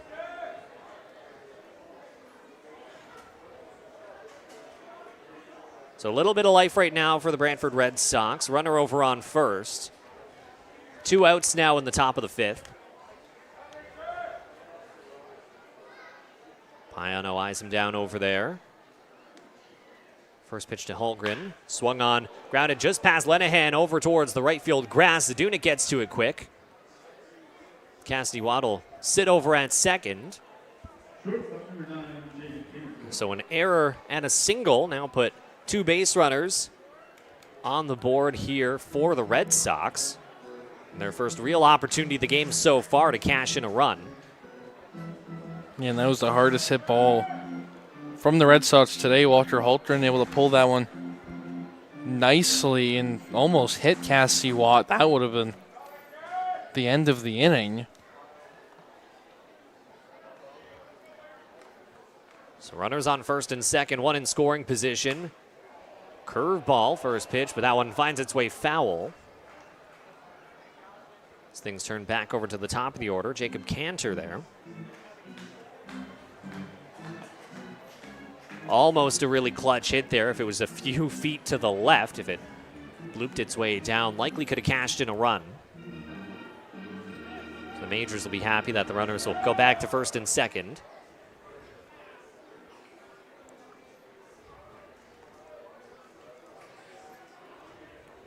Cantor 1 for 2 so far. Struck out in the first and a single in the third. The 0-1 pitch to him. Eduardo Diolio makes the quick throw over towards first, and they get the out. Walker Holmgren a bit too far off the base paths. A great effort from Diolio, great effort from Lanahan to shut things down, and just as fast as the Red Sox had a bit of life, things are shut down quick. Holmgren still over at first. Not too happy with the call. But what an effort defensively. Yeah, what a throw by Eddie Diolio right there. Able to get Holtgren way out. He was about 20 feet off the bag. And the strong throw from Eddie, there's going to be a couple of complaints about that one. There's still a group standing over at first base. Looks like the first base bag might have come off, which might be what they're arguing over there. Does look loose. Holtgren is still upset about that call. A tough play, a quick one over there, and a irregular one when it comes to CBL action, but Eduardo Diolio practices those as often as he can. He's one of the best guys in the league in terms of catching people over at second and catching people over at first like we just saw. Some impressive stuff from him, a great arm. He won the accuracy challenge in the All-Star weekend for a reason. He showed it off right there. He showed it off back on Friday, too, with a caught stealing as well. And he's one of the best defensive catchers in the league. He's one of the best offensive catchers in the league as well. It's just so amazing to watch him play the game and just how smart he is back there behind the plate. Obviously been a mainstay on this team for a few years now, and a fan favorite. Was a fan favorite pretty quick as well as soon as he jumped on board. On top of being a great play caller, an absolute wall behind the plate too back there. So we get a quick little replay of what just happened. What a play, what a great arm. So that'll turn things back to the bottom of the fifth here. We're really plowing through this game so far. Again, we got started at about 6:10. It's only maybe 7:40 right now, 7:39. Majors pushing for more runs here. Still leading 5-0 in this one, out hitting the Red Sox 8-3, but have one error on the board as well. And once again, the inning will get going with the bat of Tucker Zadunik. 1 for 2 so far. Homered in his first at-bat, a big loud solo shot to get the bottom of the second going. And then obviously had that big broken bat back in the third inning as well. One fan leaving here with that nice souvenir. Looks like Connor Irvin's going to be back on the mound as well. Not much action going on in the Red Sox bullpen for the time being. Zadunik gets a hold of that one, but lifts it high. Watt making his way back, slides for it, but not able to come up with it cleanly. A good attempt there, almost went right into the wall behind the plate. Tucker Zadunik will stay alive.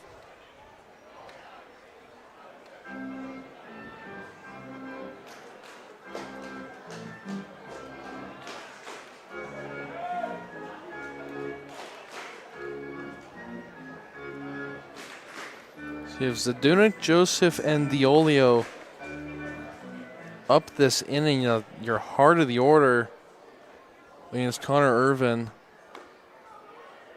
Curveball, just a bit too high for ball one. Irvin looks to be the pitcher for this inning. Still nobody moving in the Red Sox bullpen. We saw Jose Arias earlier in this one. As Tucker Zadunik lifts that one deep towards right, but right fielder Black makes his way just into foul territory and makes the grab for the first out. And yeah, like you mentioned, we have seen a little bit of action here and there over in the Red Sox bullpen, but yeah, I'm not seeing pretty much anyone standing over there right now. Things have really slowed down, and with how sharp Victor Payano has looked, there's no action over in the Majors bullpen. I don't think there has been at all. So both these starters still in the ball game as we start trudging through the middle innings. Starling Joseph now into the box, 0-for-2 with a couple strikeouts in the game so far. Would love to get into the hit column if he can. Irvin set, first pitch in there for a strike. Starling did not move an inch.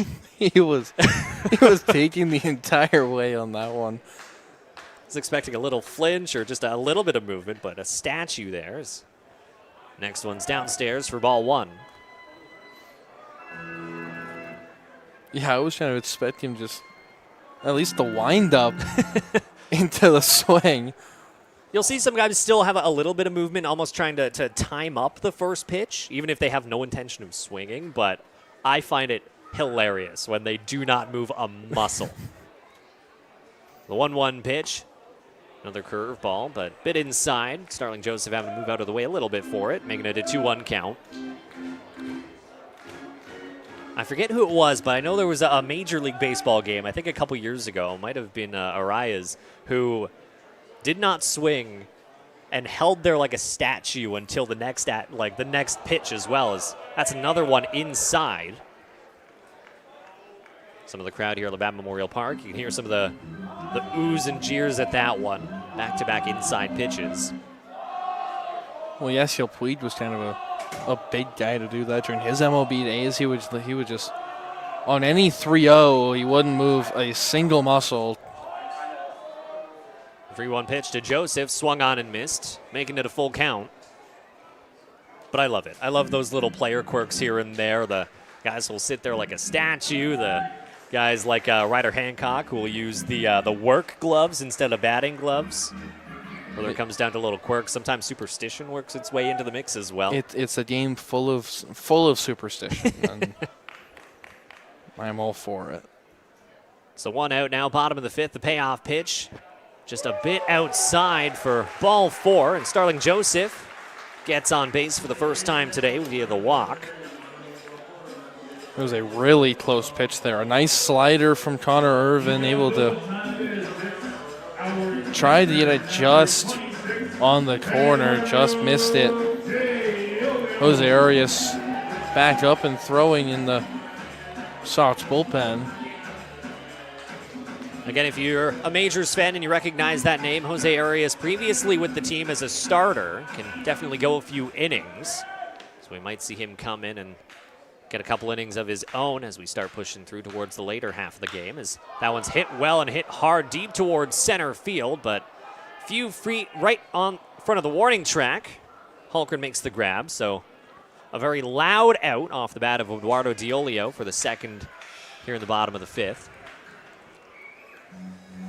Yeah, Eddie just still trying to look for the power this year. Only 3 home runs so far. It's been kind of a down year compared to last year's 11 total through 42 games. Only 3 through 32. He's had some really good swings. He's been able to get the bat on the ball a lot.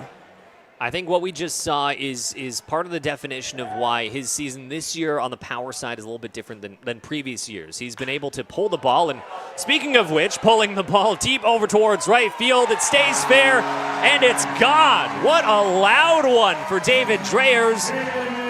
Some pull side power from him, lifts this one over, and gives the Majors a couple more runs, making it a 7-0 lead.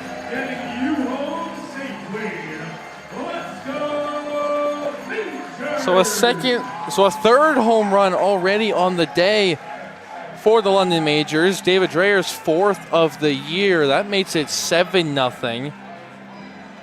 As we were just talking about, Eddie, the power hasn't really been there with results. He's kind of maybe given the magic to everyone else kind of on the season. His average is still there, his contact skills are there, but yeah, we've got plenty of power all up and down this lineup. David Dreyer's given us a great example. Talked to co-owner general manager Rube Chandradat before the game got going, and he specifically mentioned Dreyers in terms of how well he's been playing, how great he's been doing. And on that note, a big loud home run, and we will see a pitching change. Looks like Jose Arias will be coming into the ball game. And with that, we will take a quick commercial break. Majors now leading 7-0 over the visiting Brantford Red Sox. We'll be back in just a few moments right here on Majors TV. We got this, united, step it up, keep on thriving. We try it, keep shining, living in a world where we. When we're together, amazing things happen. Feel what it means to be greater together. Obviously, the city loves you. The city adores you. You're a fan favorite across the board. How is it dealing with that much pressure, being in that celebrity spotlight everywhere you go? Perfect. That's good enough. How do you stay so fit and lean on a regular basis? Nice. I like that. Running's very important. Cardio. I'm not confident on what that is. Oh, yeah, there you go. I can appreciate that one, 100%. And I guess last personal tip, everything aside, how do you keep the beard so nice and well shaved consistently? I can never seem to get as good a one as you. Are you talking like a cream or an oil, something like that? Okay, perfect. I incredibly appreciate your time. Thank you so much for talking with me today. Excited for the season, huh? Yeah, it's gonna be a lot of fun.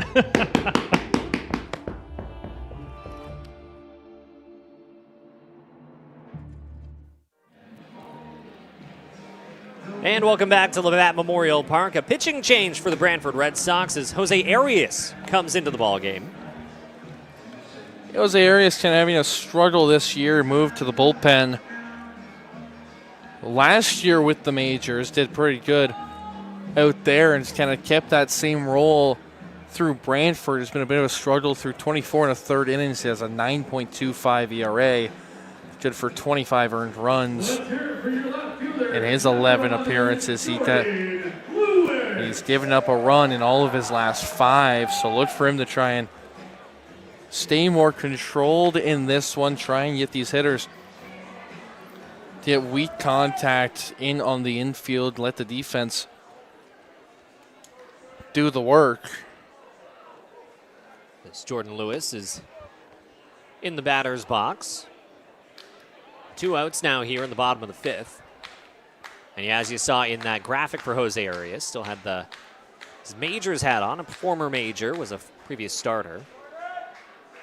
Again, got to give a big shout out to our producer, director, Keegan MacArthur, for the great graphics that we're getting, as that one's hit deep towards right center. The right fielder Black able to get underneath it, though, and shut down the inning, but not until after yet another loud home run. A 2-run shot off the bat of David Dreyers makes it a 7-0 lead for the Majors. As we get ready to push into the 6th, we will take a quick commercial break. We'll be back in just a few moments. You're watching the Brantford Red Sox taking on the London Majors right here on Majors TV.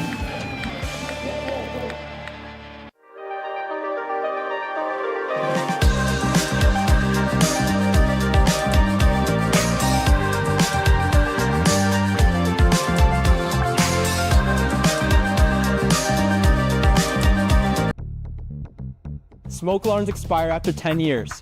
Check the date and test your smoke alarm today. A working smoke alarm is a gift the whole family can enjoy. Follow us online at LDNONT Fire. Let me into my zone. Please don't let me into my zone. Let me into my zone. Let me into my zone.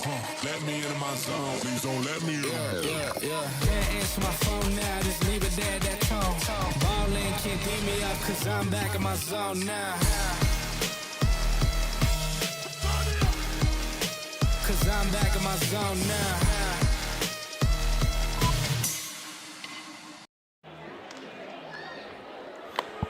We welcome you back to Labatt Memorial Ballpark to start our 6th inning. Victor Payano still in action. He's been strong through 5. He's only given up 3 hits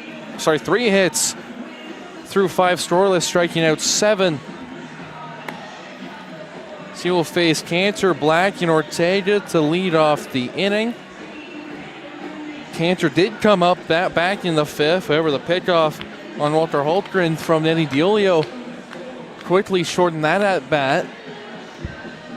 And so he'll get a second chance here. So it's 1-2-3 for the Red Sox. Here for the 6th, still no action out in the London bullpen. However, a little bit of action out for the Brantford Red Sox. A left-hander warming up for them. It looks to be Nikolai Arbach out there for the Red Sox.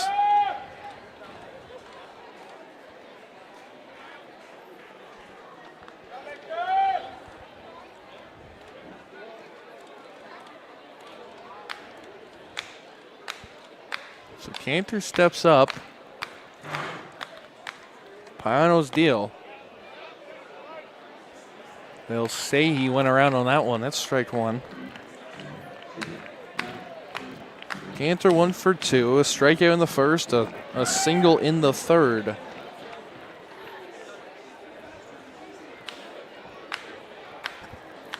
As the 0-1 from Payano. Fouled back.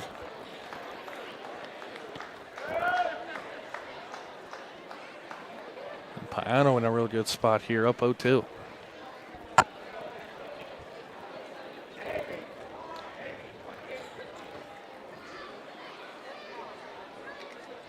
Payano finds his pitch. The wind-up and deal. Popped up. Shallow right. That's Christian Inoa out there to make the play for the first out of the 6th inning.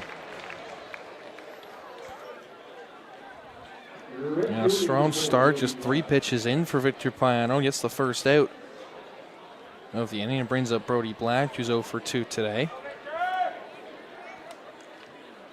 A strikeout and a fly out to right on his scorecard.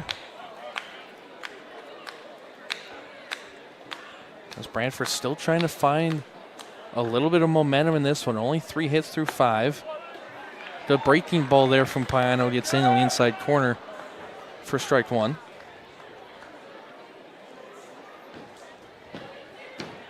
Yeah, just trying to find anything. This is Red Sox lineup. Hasn't really found the answer to Payano, as Black will pull that one foul just in front of the Majors dugout.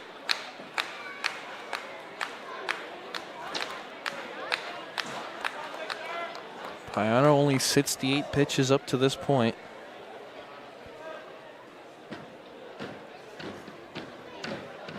And he gives the sign. The 0-2 from Payano is fouled off into the seats out and right.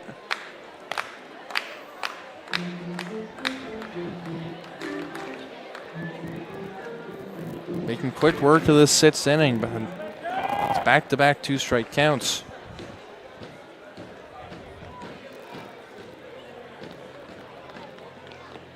Oh, 2 again. Did he go? No, he didn't. And it's 1-2.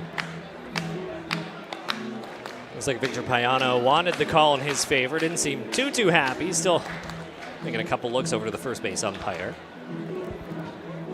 It's Mike Guthrow on the call.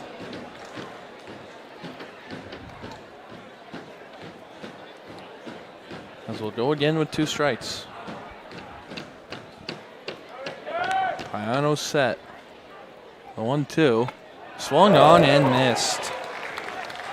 8 strikeouts for Victor Payano so far, and there's 2 away here in the 6th. Some incredible stuff so far from Payano. Obviously, he's held to such a standard on this team on the pitching side for a reason. And that reason is he's good. He's a lot of fun to watch, too. Very entertaining and just knows his stuff incredibly well. Hard not to be excited when Victor Payano is on the mound, and we're seeing that today. Still just 3 hits, and yeah, like you mentioned, 8 strikeouts as well. He's really been in a rhythm as Christian Ortega will come up to the plate. A strikeout and a flyout for him, almost the same as Brody Black. The man in front of him, a .325 hitter this season. He's been real strong for this Red Sox lineup. Can't find an answer to Victor Payano yet. The 1-0 is swung on and missed. A big cut from Christian Ortega. You know, the offense for the Red Sox having a bit of a tough night, but their numbers are good. They do have a very solid offense. Brody Black hitting .273, Ortega hitting .320, Hollick hitting .348. Some home runs, a good amount of RBIs mixed in as well. Ortega, obviously, the main name that pops out on the offense. 1-1 pitch to him. Downstairs, making it ball 2. But they do have a very good offense. They are just not getting a lot to work with today. And that just comes down to how great Payano has been on the mound.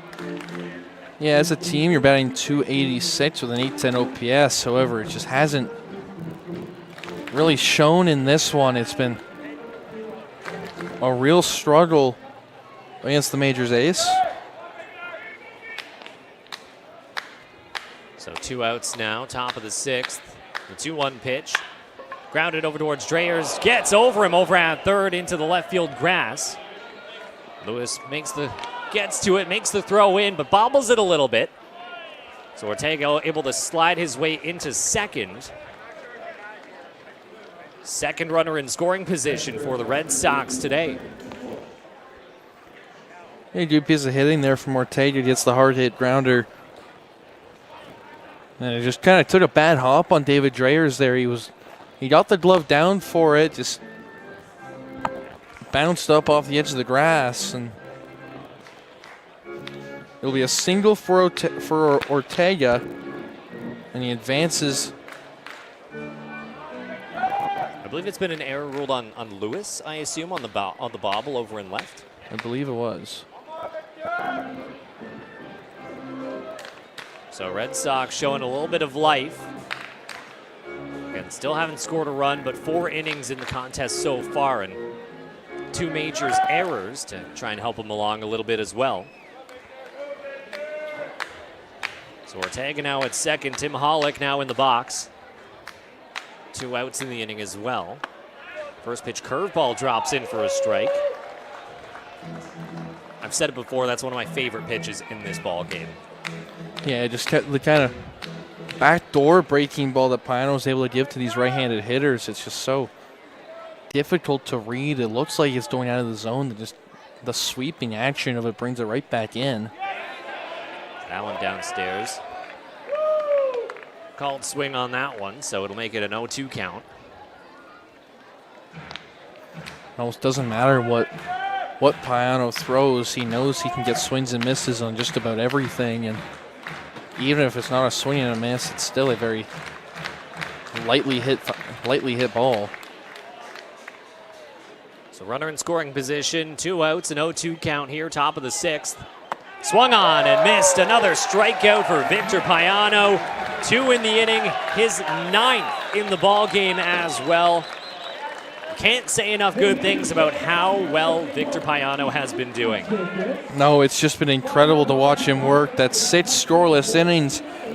Only giving up 4 hits, no walks yet on the day, so he continues using the zone to just such a high degree, and the amount of control he's able to have is so impressive in these games. He just continues to show how good he really can be. Strikeouts in every single inning so far. Got things going on the best note that he could have. 3 strikeouts to get things going. Speaking of guys who are doing a nice job today, we'll take an opportunity to throw things down to Evan Fredrickson, our third man down on field level. Evan, what do you got for us? Gentlemen, thank you very much. The Majors accomplished something in their last win over the Welland Jackfish that they haven't done since the 2021 season, and that's starting 2-0 in the month of August. Now, the Majors are entering a stretch here this evening of 5 games in 7 days, and their next 2 opponents will be the Barrie Baycats and the Welland Jackfish, 2 teams that they have done very well against this season. They're 4-0 against Barrie and 3-1 against the Jackfish. So, gentlemen, it's going to be interesting to see how much consistency they can pull off when they're facing the top teams in the CBL, and whether or not they could actually end up in first place at the end of this stretch, guys. Lots of hopes on deck over the coming weeks, and a lot of baseball to be played as well. Obviously, we have talked about how many games the Majors have coming up on deck over the next week or so, and the Brantford Red Sox also in that mix. I think alongside a lot of teams. This is the time of the year when a lot of those rainouts, in our case, is the smokeouts, I guess I would say as well, are all starting to be rescheduled for. So it's an exciting time for us off the field, but it can be a bit of a grind for everyone who's on the field actively in these ball games. Yes, it can. And it's just we're really getting deep into this season, and as Evan said, just to kind of the wins against these high-ranked teams, obviously 4-0 against the Baycats, 3-1 against the Jackfish. We will see them both on Wednesday and Friday simultaneously. And then with those kinds of wins, to be able to win against top-end teams and to get into the postseason later on in the next month or so, that's going to be really big. Looking into those kind of matchups that we will see, and if you're able to win in the regular season, you kind of know what to see from either side and be prepared. As Jared Burney hits that one well, but well fouled down the right side. Jose Arias still in the ball game for the Red Sox. But I think, kind of to your point there, it can also be a really good morale boost. Not just getting the win, but knowing that you can get the win against some of these top-ranked teams. And, they can really enjoy it at times as well. I know that. I think it was a 6-4 final against the Jackfish the other day, and that's when they had to have enjoyed. A very, very tough one. A lot of fun to watch, and had to be fun to be involved in. And to get the win gives you a lot of confidence that if you face this team when the playoffs roll around, you can beat them, you have beat them, you've got the stuff to do it. Yeah, the game on Saturday just had a lot of emotion into it. It's a game in Welland. Those are one of the biggest ones of the year, and having to go up against both the Welland Jackfish and their crowd, it's so difficult going into that park and having to win ball games. As Jared Burney lifts that one to center field, it's down for a base hit. He rounds first, but not very far. Will make his way back for a nice single to get the inning going.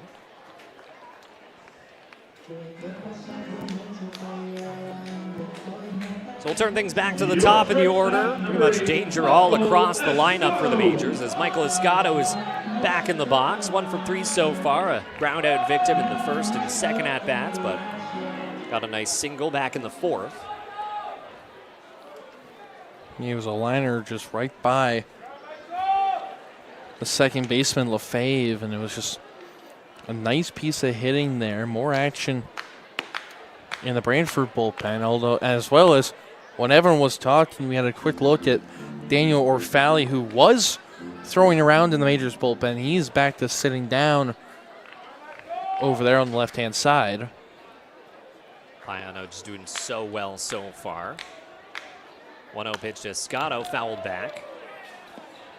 So unsure if that'll be the end of the day for Victor Payano. I saw him having a couple of handshakes from some of his teammates out there in the dugout.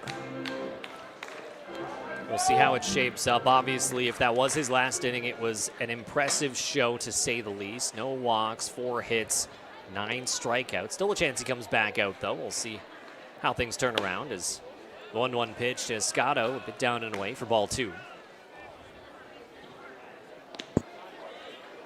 One of those times, too, where when you have a 7-0 lead, you're in the final month of the regular season, you don't want to risk getting your starters, your key guys, injured at this point. When you're almost in the home stretch, you're sitting in second, fighting for first as that one's drilled over towards left center field, touches the grass. Jared Burney makes his way over towards second, and Escato lands at first with a nice single, back-to-back to get the inning going. Yeah, good piece of hitting from Escato, able to get it just over Jacob Kander over there at short. But going to your point, exactly, but like we've also gotten to the point of the year where you have bullpen guys that maybe you signed middle of the season, you haven't played as much, you want to get them enough reps to be able to be playoff eligible. So even if that is the end of the day for him, obviously it's not the end of the world. You still have a bullpen who has been lights out as of late with guys that you really want in September. Yeah, we said it early on just how dangerous the Majors pitchers as a whole have been. Obviously, the likes of Victor Payano, Travis Keys will get a lot of attention on just being some solid, consistent starters. But yeah, the bullpen's been sharp when the Majors have had to rely on them. 1-0 pitch to Lenahan downstairs, making it 2-0. Some great guys when you look at the likes of Dusty Davidson, Zach Laird doing incredibly well. Some great velocity from him. Skylar Janice as well. Pretty much the whole bullpen. It's hard to find a low point across the board when it comes to these Majors pitchers. So 2 on, runner in scoring position, man on first as well. 2-0 count to Lenahan. Just a bit outside for ball 3. Jose Arias looks like he's struggling to find the strike zone a little bit here. But definitely a dangerous part of the lineup to give away free strikes to as well. So it might not be the worst thing in the world sometimes trying to pitch around, trying to get the swing and miss on these Majors batters. As the 3-0 pitch in there for a strike, making it 3-1. Yeah, as you said, the pitching just been so good. Second in the lead when it comes to team ERA.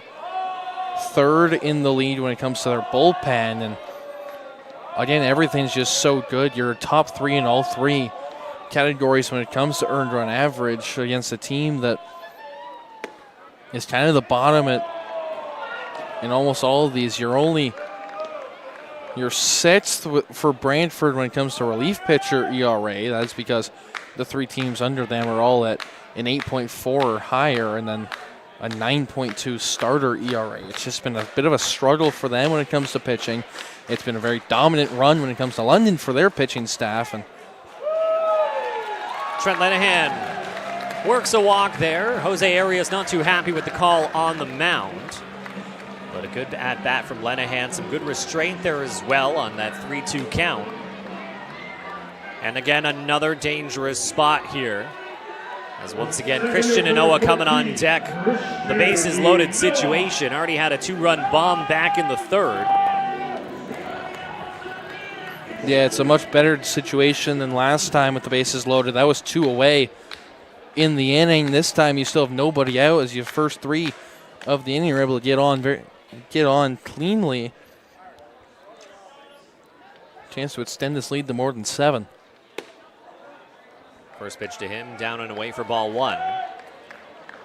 Obviously the Majors love that 7-0 lead that they have so far, but Noah now the chance to absolutely blow things open if he's able to club one up well. Jose Arias looking to slow things down a little bit on the mound. The 1-0 pitch. Downstairs, ball 2. Yeah, Noah's 1 for 3 today, a flyout and a strikeout coming in the first and 4th, and then that big 2-run home run back in the 3rd to score him and Lenahan to take the team lead, and now he's only 3 behind the lead when it comes to home run totals. The crowd here at Labatt Memorial Park starting to get into it. You can hear some claps there. Obviously everyone knows it's a big situation. Bases loaded. That one drifts a bit outside for ball 3. And probably the loudest ball 4 call we've heard of the day so far in a pretty clutch situation. A walk will score a run.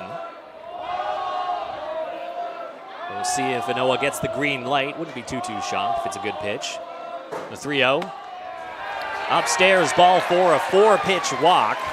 That'll cash in a run as Jared Burney makes his way home. Escato will advance over towards 3rd. Lenahan to 2nd, and Noah now over on 1st. Back-to-back walks as well, as we're going to have a meeting on the mound as well. Yeah, as I said, it's been a the struggle here for this Brantford pitching staff. It does appear to be a pitching change for Brantford. So the Majors now up 8-0, back-to-back walks will force the Red Sox hand to a pitching change. And with that, we will take a quick commercial break. We'll be back in just a few moments. Again, you're watching the Brantford Red Sox taking on the London Majors right here on Majors TV.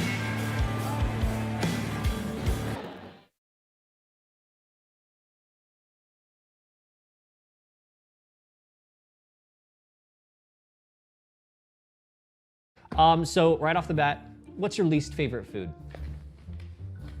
Oh, you brought fish. Okay, I get that. What are some of your go-to foods that you love? Oh, more props. Great, wicked. Fruits and vegetables. Great pick. You know, incredibly important. I'm sure a lot of the London Majors will agree with you. I'm gonna have to have you clean that up, though. You know, I'm not here to be a janitor.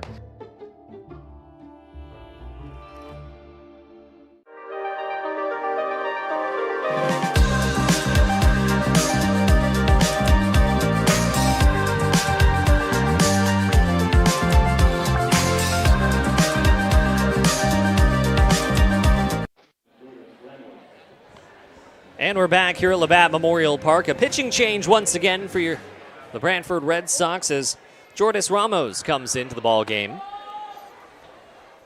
Yeah, the 6'1" left-hander coming in for his 7th appearance of the year. He's gone through 12 innings, given up 9 on 15 hits. That's good for an ERA of 6.75. His last appearance coming a week ago against the Toronto Maple Leafs, he went 2 scoreless in that one, striking out 2 and walking 2. The walks have been kind of an issue for him this year, trying to get the command up more, a higher watts per 9 than Ks per 9. 13 strikeouts to 14 walks for him so far. He'll come in with the bases loaded as we get the lefty-lefty matchup. A tough situation to inherit, but those 3 runners would go against Jose Arias in this case. Another dangerous spot as Tucker Zadunik is in the box.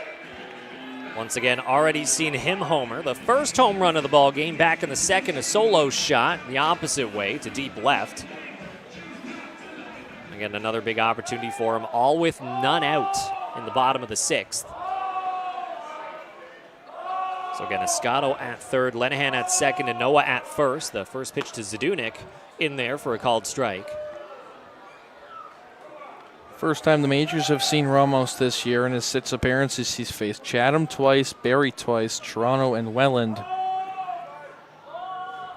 So his first time against the Majors. Ready on the mound, the 0-1 pitch. Curveball well inside, evening things at 1-1. And obviously, if you're the Red Sox, this is a tough situation, not just on the offensive side, still itching for that first run. But we've mentioned it before, a lot of baseball games on deck over the coming weeks, a lot of rainouts, those smokeouts as well to make up for. As Zadunik swings and misses. It's a tough situation, and you're getting to the point where you really need your starters to eat up as many innings as possible. Because in these games where you're having to go to 1, 2, 3 or more relief pitchers, these are guys you're tiring out, and that limits their number of appearances. That limits how deep they can go, which then just really gets you bite by bite in those future games. So 1-2 pitch swung on. Grounded over towards shortstop, able to come up with it. Nice play there. Throws it over towards second, but Zadunik will cash in a run. So they get the force out at second, but Escato does come in. Lenahan makes his way over towards third, so Noah was the out there. So fielder's choice.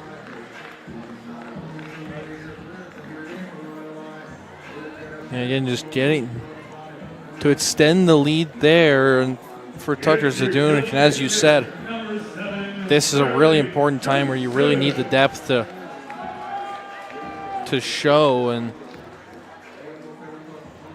these kinds of games really affect you as a team and as a pitching staff as well. To have to use 3, 4, 5 different pitchers with only 10, 11, anywhere from 10 to 12 on the roster, it's That pitch well inside to Joseph. It's real important for your starters to really eat up innings and just to give your relievers even just one inning of work and just go game by game like that. That's what you want to try and get out of them at this point of the year. It's the 1-0 pitch to Joseph. Swung on and clobbered deep towards left field. A lot of lift on that one. Center fielder just a few feet in front of the warning track. Holtgren able to come up with it. So a lot of power, but deep enough to cash in Lenahan from third. So a big, loud sac fly to one of the deeper parts of the ball diamond. So Lenahan comes in to score. Zadunik still over at first.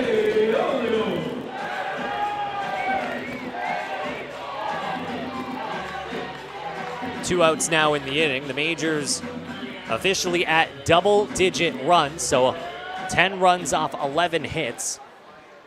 An impressive show from the pitching side, an impressive show from the offensive side. Just really all-around effort. As Eduardo Diolio takes the first pitch upstairs, ball one. It's almost seemingly routine when we face these kinds of teams to see the double digits. We saw 17 back on Friday against the Kitchener Panthers. Now that game felt a lot longer than this one. It felt like we only got through 4 innings, about 4 hours. So it was a little different kind of aspect to that one compared to this one. 1-1 pitch to Diolio, well inside. Gets behind the catcher, Watt, so that'll allow Zadunik to make his way over towards second on the wild pitch.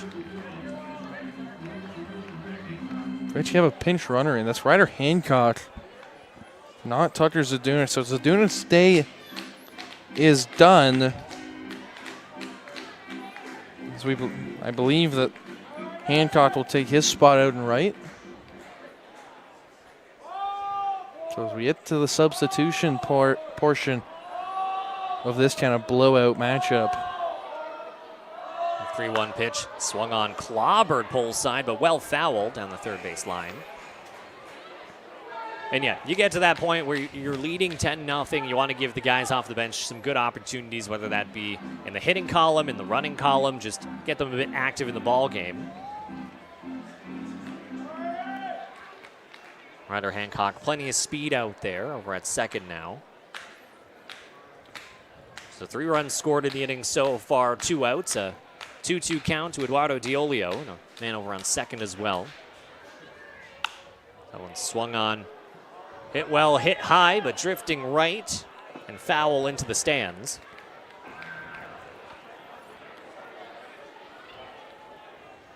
Now last time Eddie was up was the 5th inning. During the break between the bottom of the 5th and top of the 6th, we talked a little bit about the kind of different approach that Eddie's had to this season. You haven't really seen the power there when it comes to results. However, it has really been there for him with these hard hit balls. Last year, he was really more of a real pull to left field guy. He's really kind of changed it up, gone more center field, right center area. So he's really been letting the ball travel more, see more of the pitch as it comes in. And it's really been working out for him this season. Great contact numbers so far. Still an opportunity to cash in another run as that one goes well outside, making it a full count.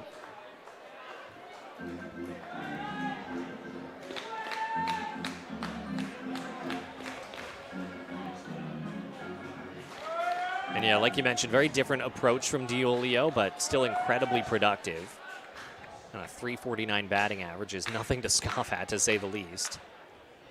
So again, well outside, gets past the catcher. Hancock will be able to slowly make his way over towards third as well on the wild pitch, and Eduardo Diolio will take the walk. Yeah, a pitch that just got away from Ramos there, and it's difficult coming into a game like this and trying to stay in it mentally As you're already down by double-digit runs, it's hard to try and stay in the game and try and get momentum late into it, trying to end the game on a positive note. You know, right now there's something I'm going to do that I don't often do, which is almost a broadcaster jinx a little bit, as that one swung on and missed. David Dreyers is a triple away from a cycle. Oh, no. It's a single, a double, and a home run. Oh, no, Justin. It's not gonna I don't happen often. anymore. I specifically stay away from doing It's not all gonna these. happen now. I believe you got to be optimistic here. As the 0-1 pitch in there for strike 2. It's not hard to be optimistic, but when you mention it's an announcer's jinx, that doesn't do anything. You know, any other situation, if it weren't a 10-0 ball game, I'd maybe feel a little bit different. But you know, maybe I'll risk it for the biscuit on this one, as that one's well inside, forces Dreyers back, making it a 1-2 count. I understand that we had our luck in Magic earlier in the year, back in May and June, but that Magic has kind of disappeared a little bit. Now we don't have any control, it seems. Yeah, you had some wicked Magic earlier this season. It was amazing. It's 1-2 pitch, just a bit outside for ball 2. I'd go back and watch it afterwards and like, you see that? That happened because of me. I think this is the only time in my career that I've done this. So we'll see if this pays off. It's a 2-2 pitch, swung on and missed, strike 3. You know, I'll take the L on that one. I'll take the L on that one. So still a 10-0 ball game. The Majors racked up 3 runs in this one. They've scored in 4 so far. 10-0, and with that, we will take a quick commercial break as we start shifting towards the top of the 7th. Again, you're watching the Brantford Red Sox taking on the London Majors right here on Majors TV. Make a bold statement with the Champ Chain, the ultimate award for champions. At 5 to 6 inches wide, this eye-catching metal is built to impress, fully customized with your logo and cut to shape. From the court to the boardroom, this award brings energy and attitude to every celebration. Great for recognizing your MVPs, players of the game, or hardest worker. Level up your recognition game with the Champ Chain. Order yours today at Nuthers.com or call 1-800-265-1554.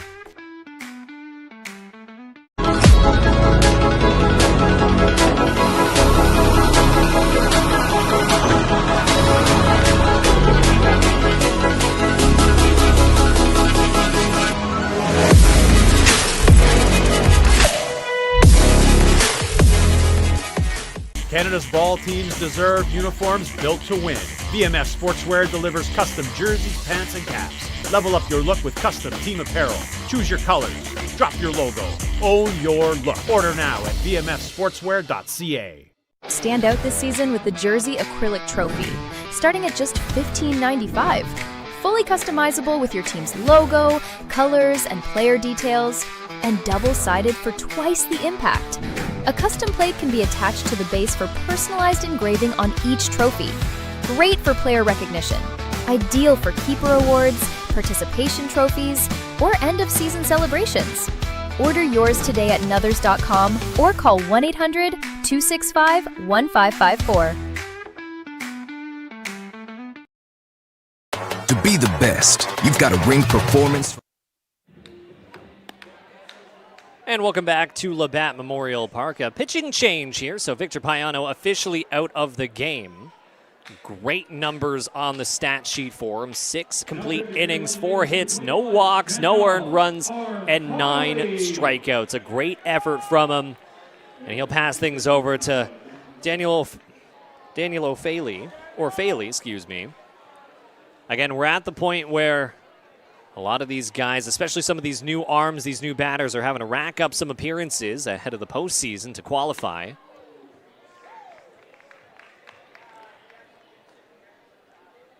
Christian Kuzemka now in the box. 0 for 2 so far. A flyout victim back in the second. A strikeout victim in the fourth. Swings and misses on that one. Count now 0-2. O'Faley, some decent numbers so far to get his short stint going, as you saw on your screen there. 0-2 pitch.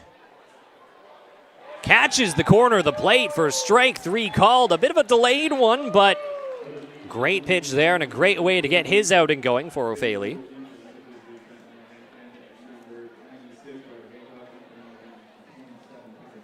That'll bring up Nick Iannantone. He's 1 for 2 so far. A single back in the second, struck out back in the 5th. Red Sox still itching for their first run of the ball game, but 4 hits so far.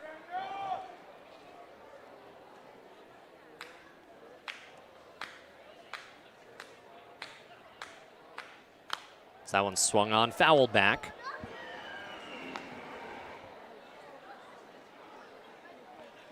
So still a pretty lovely Civic holiday Monday here at the Forks and the Thames. 1-1 pitch, swung on and missed, making it a 1-2 count. Yeah, we got treated to a nice amount of sunshine, not too hot, a good amount of fans in attendance, even though it's a work day tomorrow. So we have seen a defensive change, like we were saying. Ryder Hancock now into the ball game. He came into pinch run for Tucker Zadunik. He's now over in right field.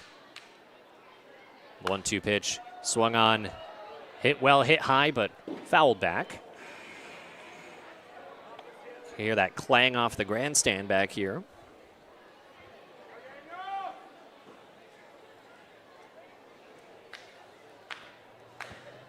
But a fun one so far if you're a Majors fan, whether that be here in the stands or I assume at home on Majors TV as well. That one swung on, fouled back once again.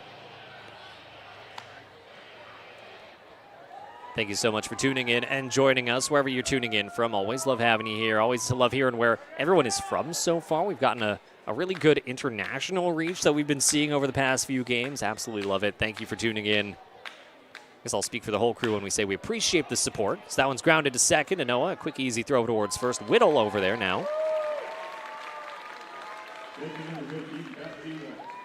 So 2 quick outs, so O'Phaley doing pretty well so far. And that'll bring up the pad of Cassidy Watt.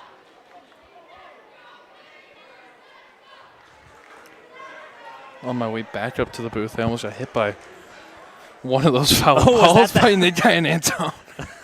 I was on my way up.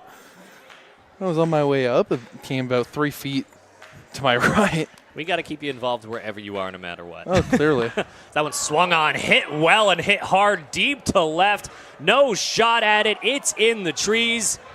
And the Brantford Red Sox officially on the board in a loud way. Cassidy Watt, an absolute bomb to left.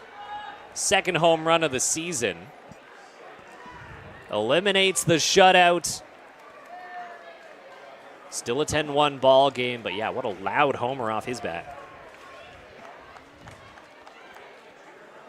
A nice piece of hitting right there. And as you said, and as we've said throughout this ball game, it just needs to have a little bit of a switch here in this Red Sox lineup, just trying to get a little bit of momentum late into this game, trying to end it on a high note. So they're on the board now.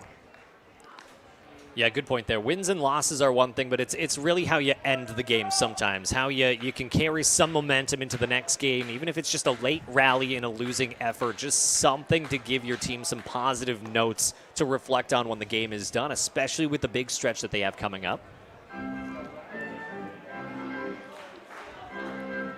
So up to the dish now is A.J. Carosis. He will come in as a pinch hitter for Lucas Lefebvre. His day is done at second base.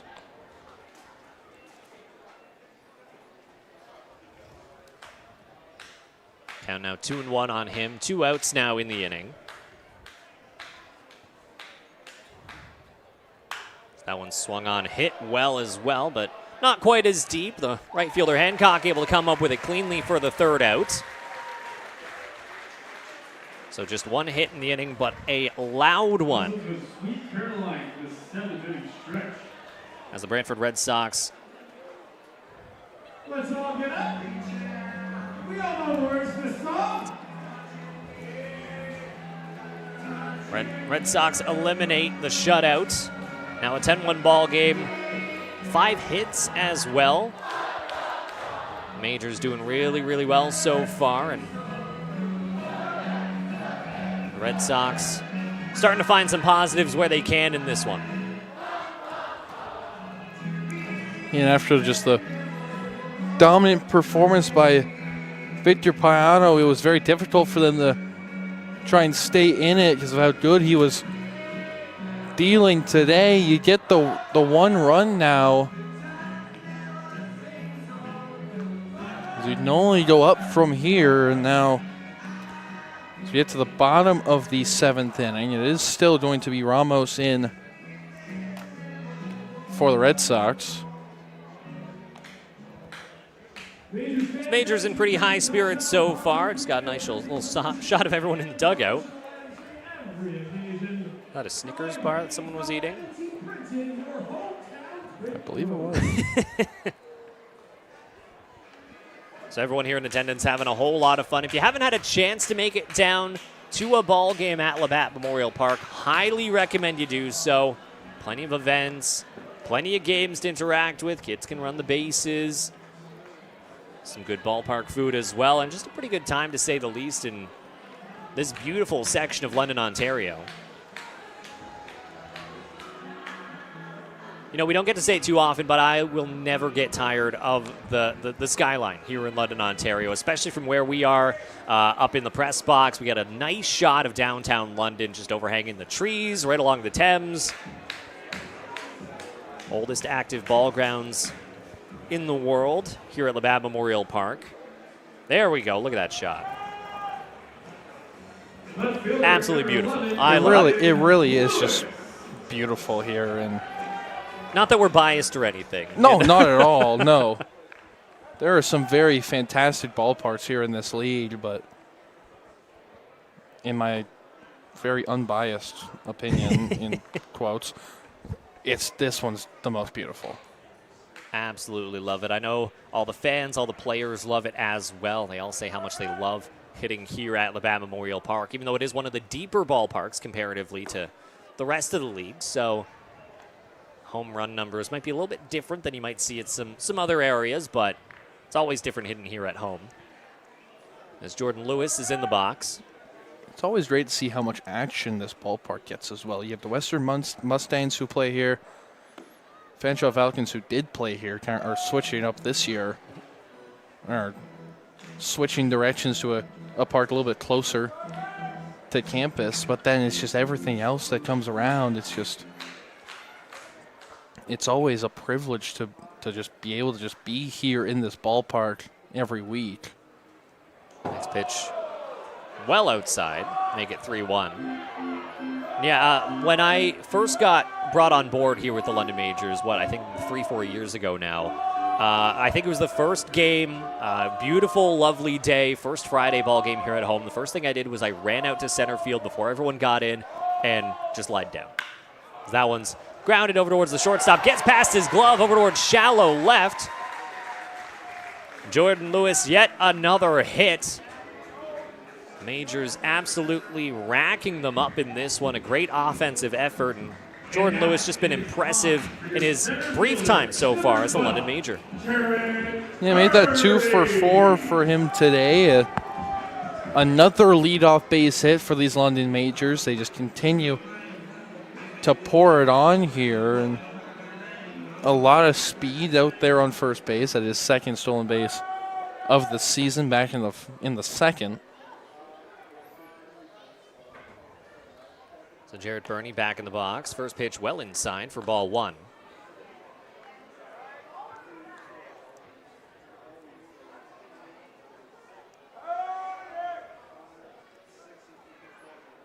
So once again, another base runner. Majors have had base runners in all but one inning so far. Was back in the first. They went 3 up, 3 down. And Connor Irvin's start to the game. 1-1 count now on Jared Burney. That one swung on, grounded, finds the gap in the left side, a base hit. Lewis makes his way over towards second. Burney now at first with a nice single, back-to-back to get the bottom of the 7th going. And that'll turn things back over to the top of the lineup. Michael Escato getting his 5th go at it today.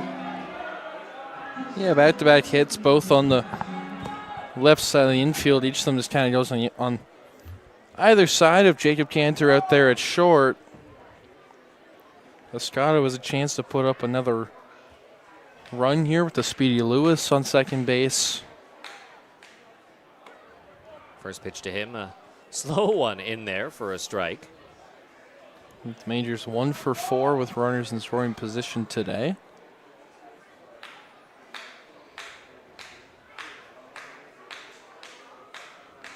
Majors gotten a lot of their scoring on the long ball today.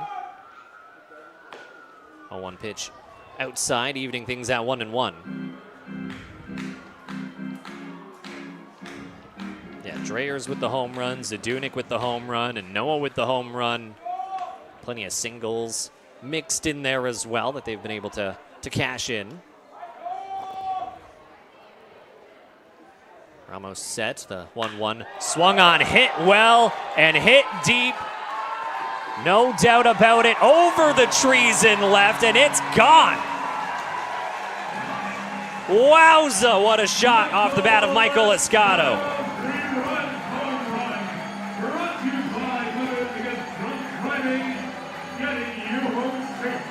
What an absolute tank. He puts it out onto the bridge out there right behind the trees, and to make this a 13-1 ball game. There's the power getting back into his bat. It's double-digit homers on the year for Michael Escado, and it's a 12-run lead. You know, we talk about how a lot of the fans sometimes can get some nice souvenirs. A good chance a fish might have that souvenir over in the Thames today. That one of the deepest ones I have seen hit in a good chunk of time here at Labatt Memorial Park. Crazy stuff from this team. I don't know, you want to go later and try and fish it out, or? Hey, don't tempt me. Maybe, I'll do it. Maybe the kids won't go after that one. That one will be a little easier to get, maybe. Funny enough, we didn't see a lot of kids booking it over to try and pick that one up, but would love to see the effort. So Xavier Whittle now in the box. He's over at first base now, taking the spot of Trent Lenahan in this game.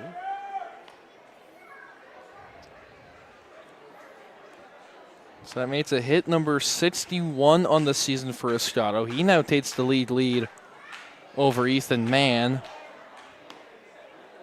His 10th home run and 30th RBI on the year. Escado took the lead in hits his last time around with his single. That one's upstairs, out of the glove of Watt. And you saw on your screen there, it looks like we are seeing some action once again over in the Red Sox bullpen. So likely to see a change potentially soon. Still none out in the bottom of the 7th. Yeah, it does look to be Leandro Mejia, the big right-hander over there in the Brantford bullpen. As Whittle gets a piece that one, but softly hit over towards the second baseman for the first out.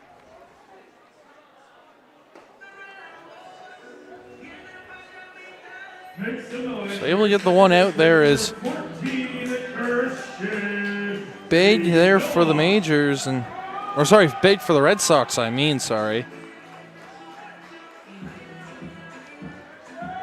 Christian Anoa now in the batter's box. One of 4 Majors who have now hit home runs in this ball game. Allowed 2-run shot back in the 3rd. First pitch to him in this one in there for a strike.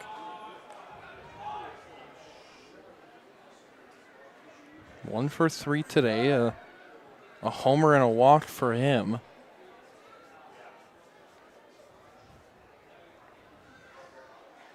That one's swung on.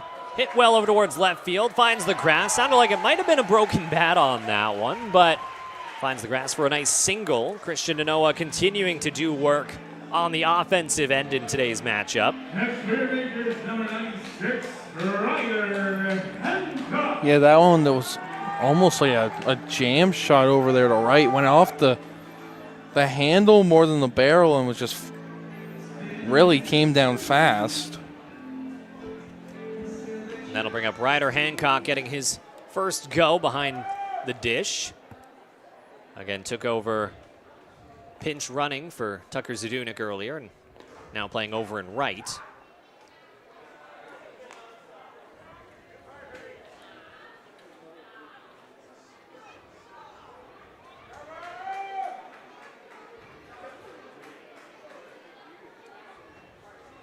Score now 13-1 for the London Majors, out hitting the Red Sox 15-5.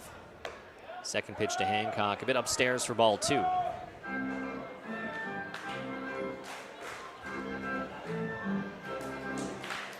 It's almost starting to become what you would kind of expect to see from this Majors lineup, just these big offensive numbers followed by the great defense and pitching that is able to limit their opponents to, 5 hits up to this point.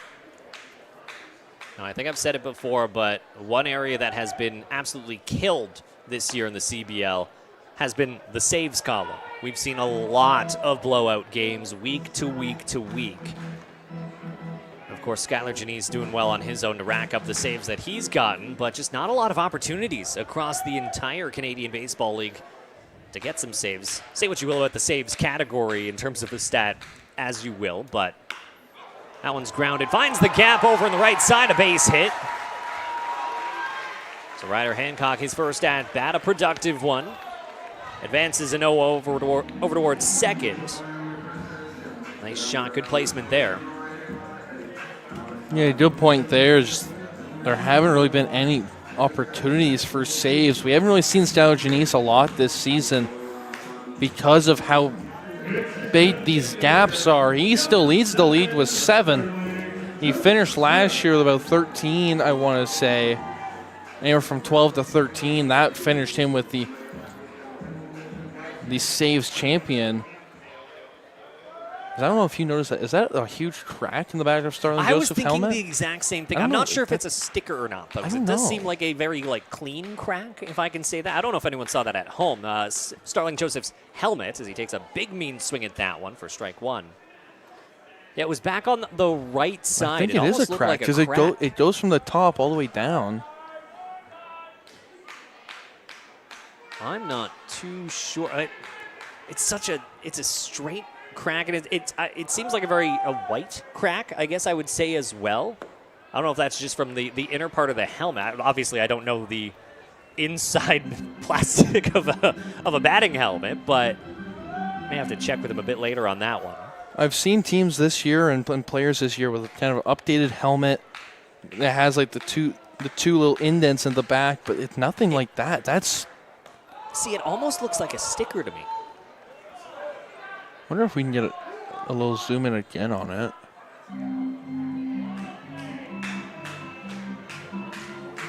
It's count now 2-1 on Joseph as well. 1 out in the inning. It looked like the umpire even mentioned it right there, and he kind of motioned towards it. Maybe you can hear us. He's tuning into the broadcast. I like it. He has an AirPod in. So 1 out, 2-1 count. 2 on, a runner in scoring position. So that one swung on, foul back. He's a DH today. He can afford to have an AirPod in. Oh, of course. Give it a listen to us.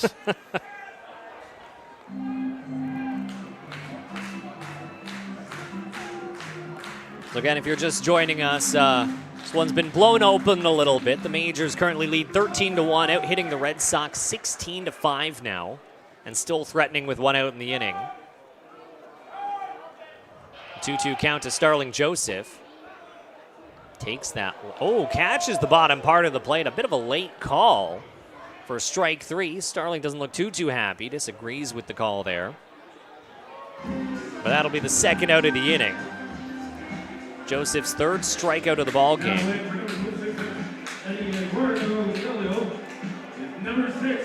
It's been a tough one for him today. 0 for 3, the sac fly and the walk.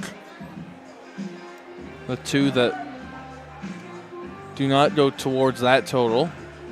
So it looks like we will be seeing a pinch hitter here coming in for Eduardo Diolio. Jaden Babiak now into the ball game. He'll get his first crack here. Obviously a 13-1 lead. You can't afford to rest up your everyday starting catcher, Diolio. First pitch to Babiak downstairs. Ball 1.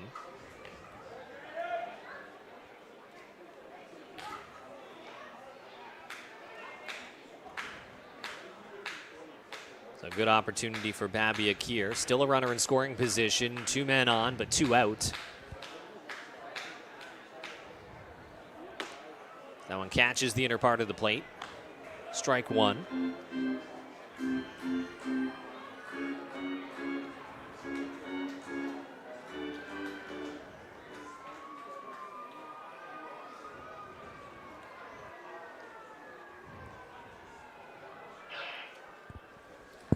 One pitch. Good hold from Babiak there as it falls outside the zone, making it 2-1.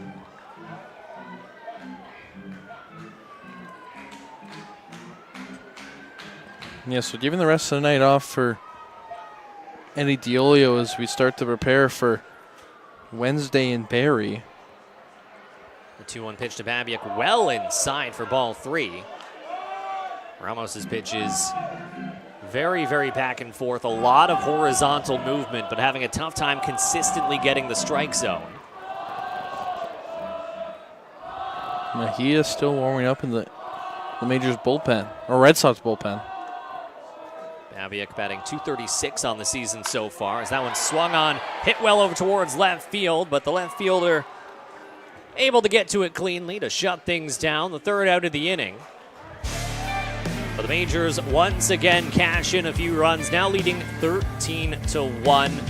16 hits in the ballgame so far. Absolutely dominant on the pitching side, the hitting side, as we push through into the late innings. With that, we will take a quick break as we get ready to head into the top of the 8th. You're watching the Brantford Red Sox taking on the London Majors right here on Majors TV. To be the best, you've got to ring performance from every second. The game is getting faster every season. So Rawlings made a time machine to help you keep up. Introducing the all-new Velo ACP. It's light, it's balanced, so you can pick your pitch and drive the ball with maximum exit velocity. The game's gotten faster. Your bat has too.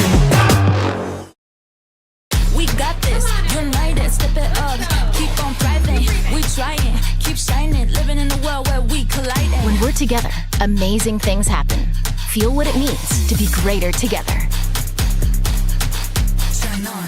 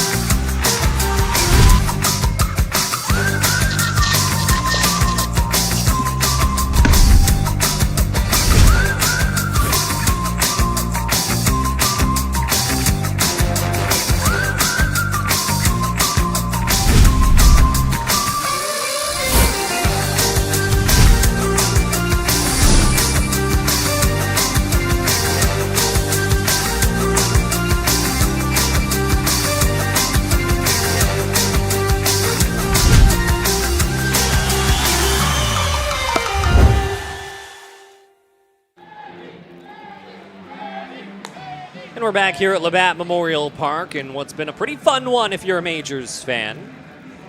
Scored in 5 of 7 innings, gotten on base in all but 1 inning, and it's all contributed to the 13-1 lead that they've got so far. 16 hits, a couple errors. Red Sox, meanwhile, were able to avoid the shutout in that past inning. Got their first run of the ball game, but 5 hits so far today as well.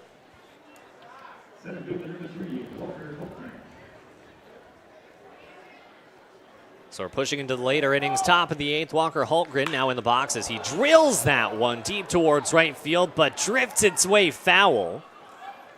Well hit a liner, but just a few feet too far to the right side.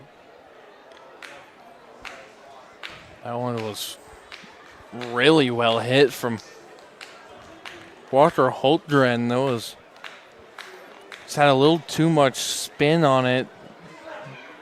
Got it to just barely go foul. One of those ones where if you're the pitcher, you're breathing a sigh of relief. If you're the batter, it can be a little frustrating. But nice to get that solid contact, even if it is foul at times. The 0-1 pitch. Grounder down the first base side. It stays fair. Whittle will handle it himself, though. Runs over to the bag to get the first out.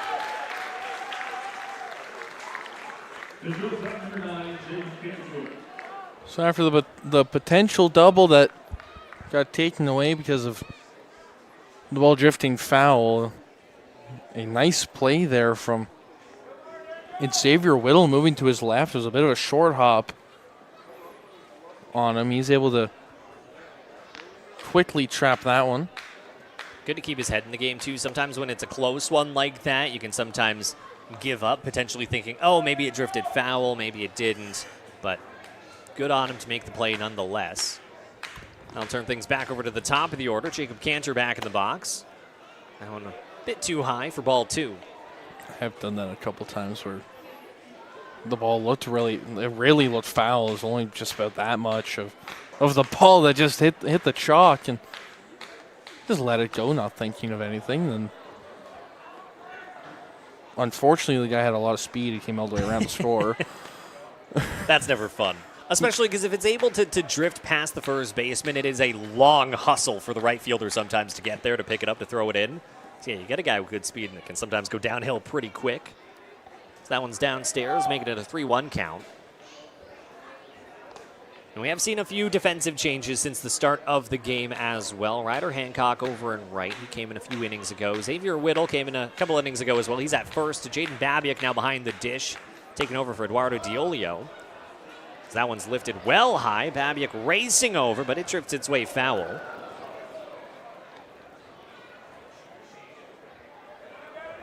Everyone checking to make sure they're all right in the stands. Sometimes those ones can come in pretty hot when they're dropping in, but it looks like we're seeing a whole bunch of smiles over there. Luckily, it doesn't look like anyone's hurt.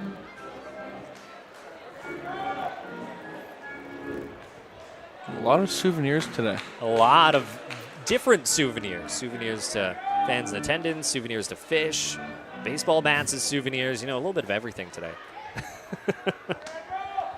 Everyone gets something. So Cantor still in the box. Swung on, fouled back once again. Good AB from him so far.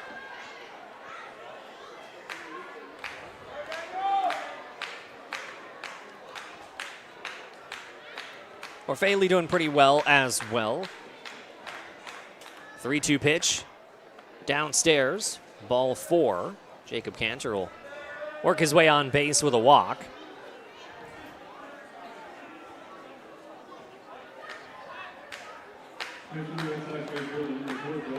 So again, the Brantford Red Sox offense is doing what they can with the pitches that they are getting. It's just been very, very competitive so far. They've still worked their way to a few walks, 5 hits in the ball game, so there are a good amount of positives to take away if you are a Red Sox fan watching the broadcast at home. Obviously not the results that they would want today, but can't really knock the Majors offense, the Majors pitching today. It's just been a well-rounded effort.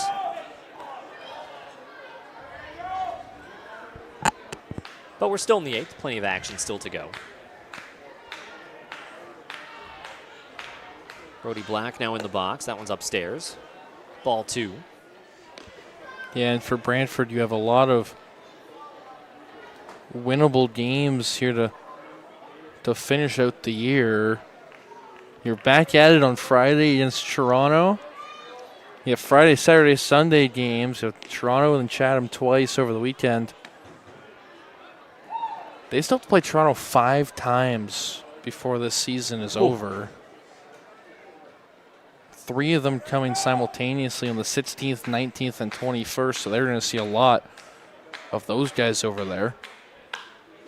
That one's a little shot over to Escato. Great effort from him to run over. Makes the throw over towards first.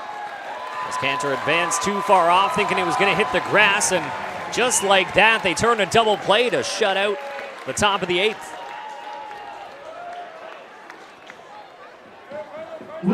Good work there from Michael Escato. Get the double play ball in order. And yet Cantor may have been going for a bit of a hit and run there. Brody Black was able to make contact on it. However, yet another out. So he's now 0 for 4 today. As the Majors offense will come up for potentially the final time of this ball game. All right, so in a game like this, we've been focusing a lot on how well the Majors have been doing. But if you are the Red Sox, what would you say your main takeaways would be falling in a potential, still some ball game left, but as of now a 13-1 effort? There have been positives in this game. You've really been you've been really good at the plate as of the last couple of innings. With the 7th and the 8th, you've been really strong against Daniel Orfaley.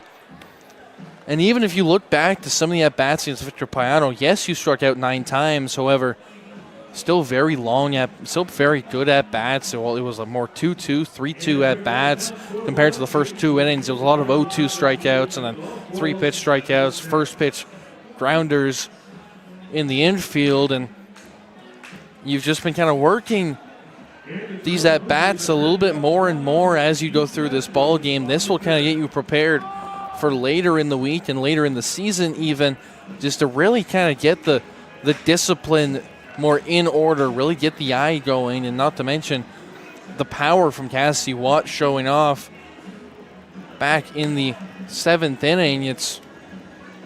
That is a big positive for you if you're the Brantford Red Sox. You know that you can hit against these top arms like a Daniel Orfaley or just anyone on this Majors pitching staff, as Leandro Mejia will come into the ballgame for the Brantford Red Sox. It's been real positive. And even with giving up 13 on 16 hits, you still had a pretty decent day from your pitchers. Connor Irvin, gave up 7 in 5 innings. However, still struck out 5. So there's a big positive there for that one. But as you go into the deep hole of August, it's going to be tough, and you need to kind of work on these little positives day by day, trying to perfect those. So we'll shift into the bottom of the 8th here. David Dreyers are now up to the plate. Doubled back in the 2nd, singled in the 4th, a big home run back in the 5th, and struck out in his last at-bat back in the 6th. I think you're exactly right. I think when it comes to starting pitching in particular, good amount of strikeouts for Irvin. Would have liked to have seen him last a little bit longer, but I think if he starts going for some more breaking pitches, some off-speed stuffs down in the zone, try and force some softer contact, if he maintains just pounding the strike zone like he did today, I think he could see some better results in trying to just shift towards some softer contact. I think he did a great job avoiding the walks, which was one of his bigger problems coming in. But in the process, gave up quite a few hits by leaving them too well in the zone. Strayer swings and misses for strike 1, evening things at a 1-1 count. And then I do think you have to give a shout out to the offensive side as well. A very tough go against one of the top pitching squads across the CBL, and did not get a lot to work with. I think the fact that they have 5 walks, 5 hits, a couple walks as well, shows a lot of their capabilities, especially as they're really trying to push their way possibly to a playoff spot if they can over the coming weeks. I think a different pitcher that they were going up against, different situation, they could have turned things around, but Majors pitching just too strong. But you do have to look at the positives on the offensive front. Not to mention, you've also struck out the Majors 7 times tonight. It's not often you see a number that high. When you look at the Majors box score and you look at the strikeouts, it's another big positive. You know the Majors can really work these counts and get walks and just find any ways to get contact. If you're able to strike them out as much as you are here against these great hitters, you know that maybe coming into Friday against Toronto, it's going to be a little bit different, or going into Saturday and Sunday against Chatham Kent, it's going to be a little bit different there as well. So it really depends on the kind of matchup you have. When it comes to the little positives, those little positives can become big positives against a Kitchener or a Chatham or a Toronto, as opposed to a Barrie, Welland, or London. It's a payoff pitch to Dreyers downstairs. Some good patience for him. Works his way on base for a walk. Gets the inning going on a positive note.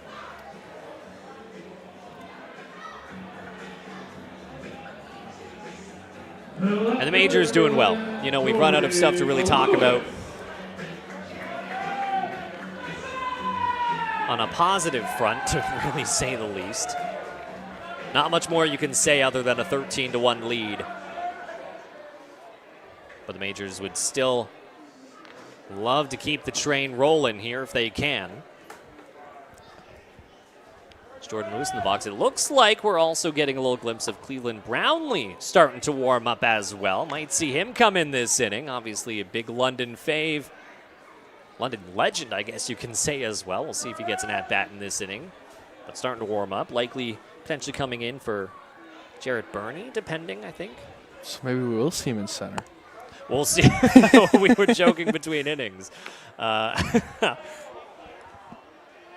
That one's fouled off 1-1. Yeah, we did mention during the break, maybe we see Cleveland in center. I kind of want to see him at third base. He's taking a couple third base reps in warm-ups this season. So it's a 13-1 lead. If you have him come in for Jared Burney, throw him in center. Let him run around a little bit out there. Stretch his legs a little bit. What's the harm, right? Cleveland is such a great guy. Always all smiles. Always fun to chat with. 1-1 pitch. Just a bit outside, ball two, excuse me. And just a great guy. Obviously, he has years and years of experience, some impressive numbers in the Intercounty Baseball League, now the CBL as well. And as great as he has been in years on the field, I would argue a better person off the field. A great guy to chat with, an incredible personality. So that one swung on, fouled back. Yeah, he's such a good guy to have at the ballpark. He treats everybody basically as his best friend. Just the kind of way he talks to you and kind of the way he goes through the day-to-day is there's little Junior right there, maybe part of this team fairly soon. Yeah, Cleveland Brownlee, not only a father in real life, but a father figure as well to many on this squad. He's talked to years and years of rookies making their way up and down throughout the league on this team. Incredible positive influence as well. We saw him take 2 at-bats on Friday. He was hit by a pitch and flew out against the Panthers. Full count for Lewis in this at-bat. And checks his swing. They really did not go. So back-to-back walks issued. And we will see it happen. Cleveland Brownlee is coming into the ball game. You see it on your screen there. London legend can put it pretty lightly as well. Big opportunity for him as well. 2 runners on the bases, a runner in scoring position as well.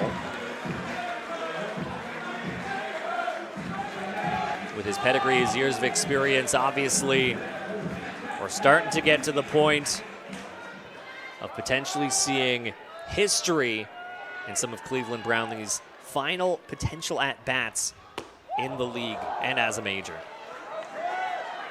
I love seeing just the hard cuts that he takes, even in these at-bats. I mean, as a 41-year-old to take that big of a swing. So no 1 count on him here. Grounded over towards the third base side. Make the play. Quick throw over towards first, but Cleveland Brownlee able to advance the runners, now putting 2 in scoring position. As it grounds out to third there. Showing off the contact skills a little bit here. First out of the inning, but a productive one for Cleveland Brownlee. Can't say it enough how great of a guy Cleveland Brownlee is. as a person, as a member of this team, and the fans love him. Now we got to see him out in the field for the ninth. Fingers crossed, fingers crossed. I'll turn things back to the top of the order. Michael Escato back in. First pitch strike on him there. Action in the London bullpen to see who will be out for the ninth. It's Luis Perez and Alex Springer out there warming up. Eddie's still doing catching duties out there in the bullpen. We thought he'd take the day off, or at least the night off.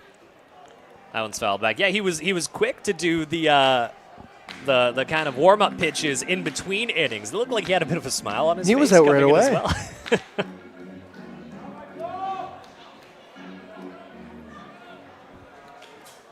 So 1 out now here in the bottom of the 8th. An 0-2 count on Michael Escato with 1 out. 2 runners in scoring position. The 0-2 pitch to him. Swung on, drilled right on Main Street. That'll cash in 1. Looks like they're going to hold Lewis over at third, so another run comes in.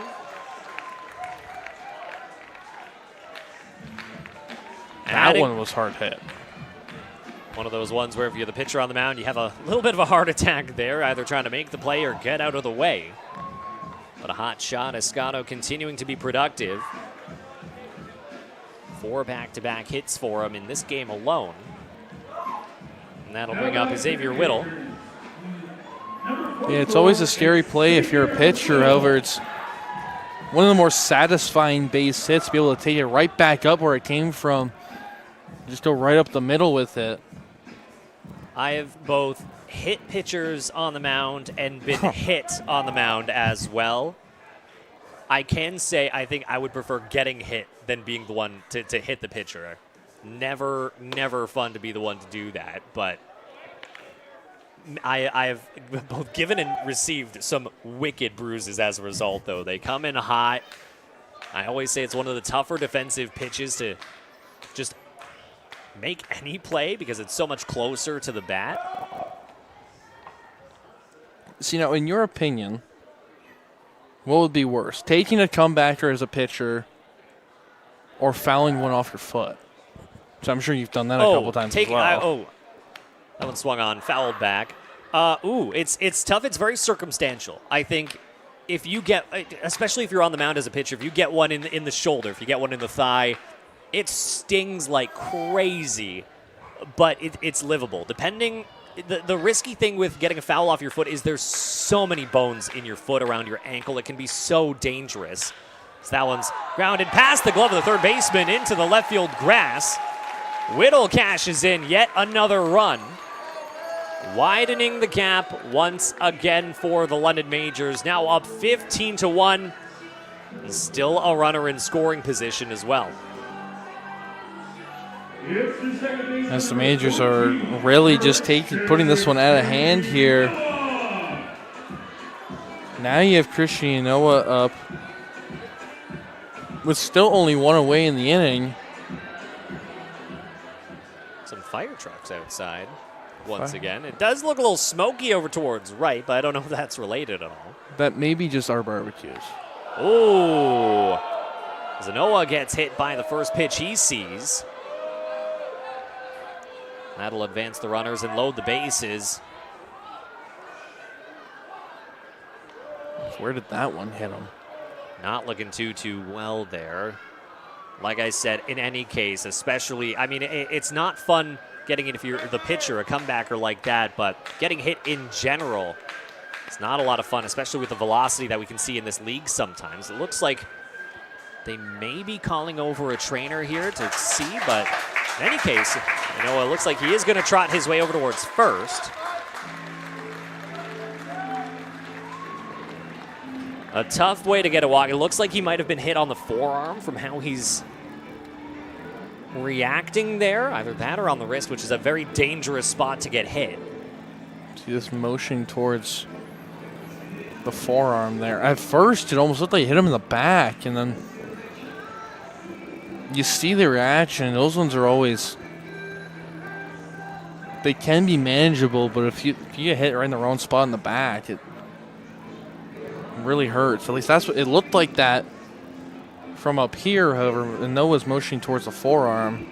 The wrists, the ankles, and the head, obviously, are some of the most dangerous spots to get hit because it can do a lot of damage, and sometimes it doesn't have to be at full speed either to have that rough impact. So we'll try and get an update. He's still flexing his wrist over at the first base side. In any case, Ryder Hancock now a big opportunity here with one out and the base is loaded. Big swing and a miss there for strike one.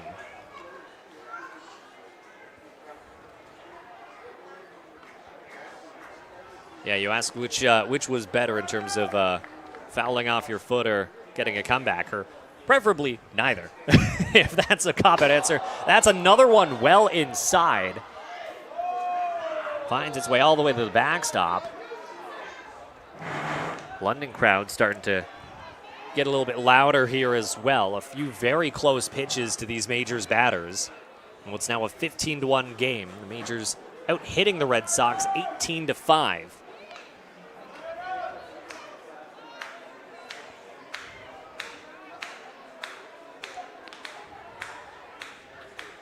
And Noah still flexing his wrist over on the first base bag. So that one swung on foul down the left side. See him waving his hands every so often, flexing his wrist as well. It looks like there might be some sort of an issue. Just tough with how well he's playing in what's now a 15-1 effort. The 1-2 pitch, base is loaded, one out.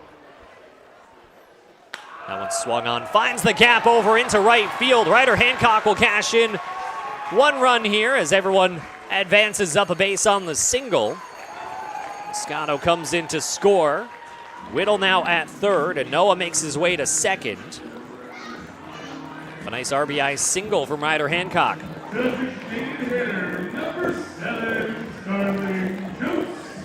As everyone just continues to move 90 feet. Again, still only one out in the inning. It was the Cleveland grounder. At this rate, we might see him again.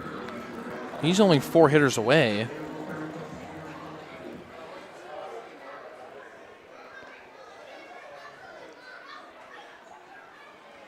Majors have now scored in 6 of 8 innings. Swing and a miss for Starling Joseph. This is now their 4th inning, scoring 3 runs or more so far. And 3 runs in the second, 2 in the third, 2 in the 5th, 3 in the 6th, 3 in the 7th, and now 3 in the 8th as well. So productive all across the board throughout this game. So that one catches the lower part of the plate for strike 2.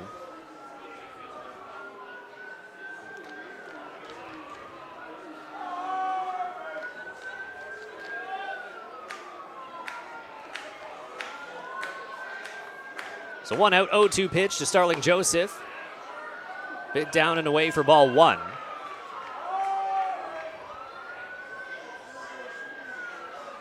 Starting to cool down a little bit here in London, Ontario as well, now that the sun's down.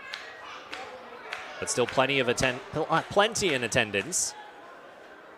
That one swung on, fouled back.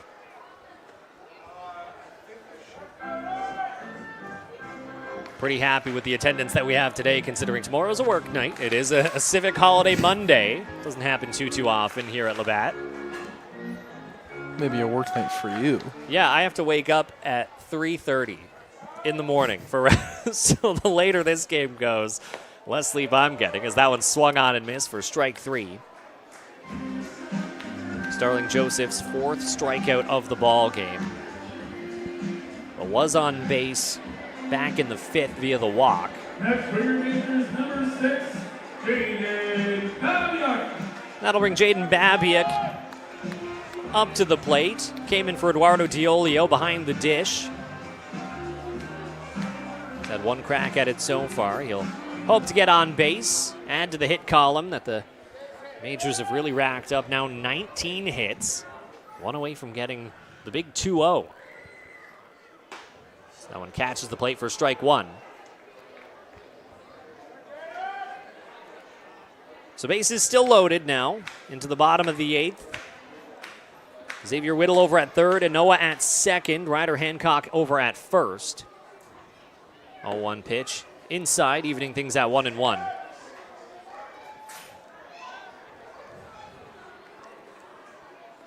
Babiak a .233 average on the year so far.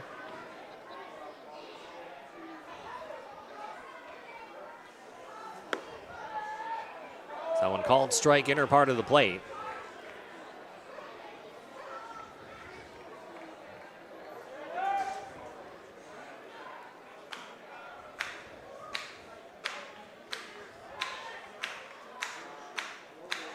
Andrew Mejia still in the game.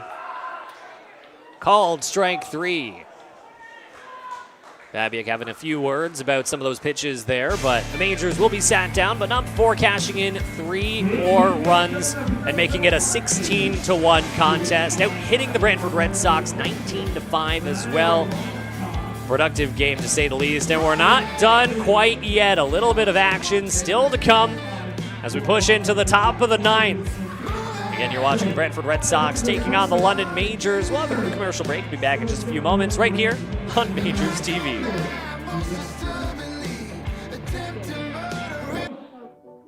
Right at the corner of Warncliffe and Emery, Ellie's Pizzeria is your neighborhood spot for real, handcrafted pizza. Using locally sourced flour for their dough and fresh ingredients from local farms for incredible flavor in every bite. Stop in before 3 p.m. for a slice and a pop for just $5. Or 2 for $9. Ellie's Pizzeria, made local, made right. So right off the bat, what's your least favorite food? Oh, you brought fish. Okay, I get that. What are some of your go-to foods that you love? Oh, more props. Great, wicked. Fruits and vegetables. Great pick. You know, incredibly important. I'm sure a lot of the London Majors will agree with you. I'm gonna have to have you clean that up, though. You know, I'm not here to be a janitor.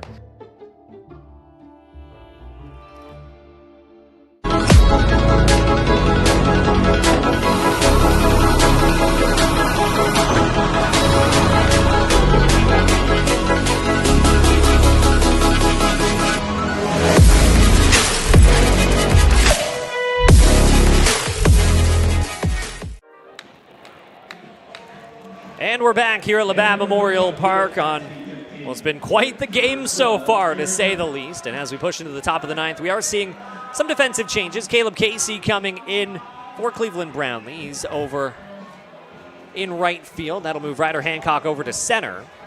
So no, our dreams of seeing Cleveland Brownlee in center field will not come to fruition today, unfortunately. We're also seeing a pitching change as well. Alex Springer coming into the ball game. Pretty efficient this year, 9 1/3 innings, a 1.93 ERA. Just some good stuff.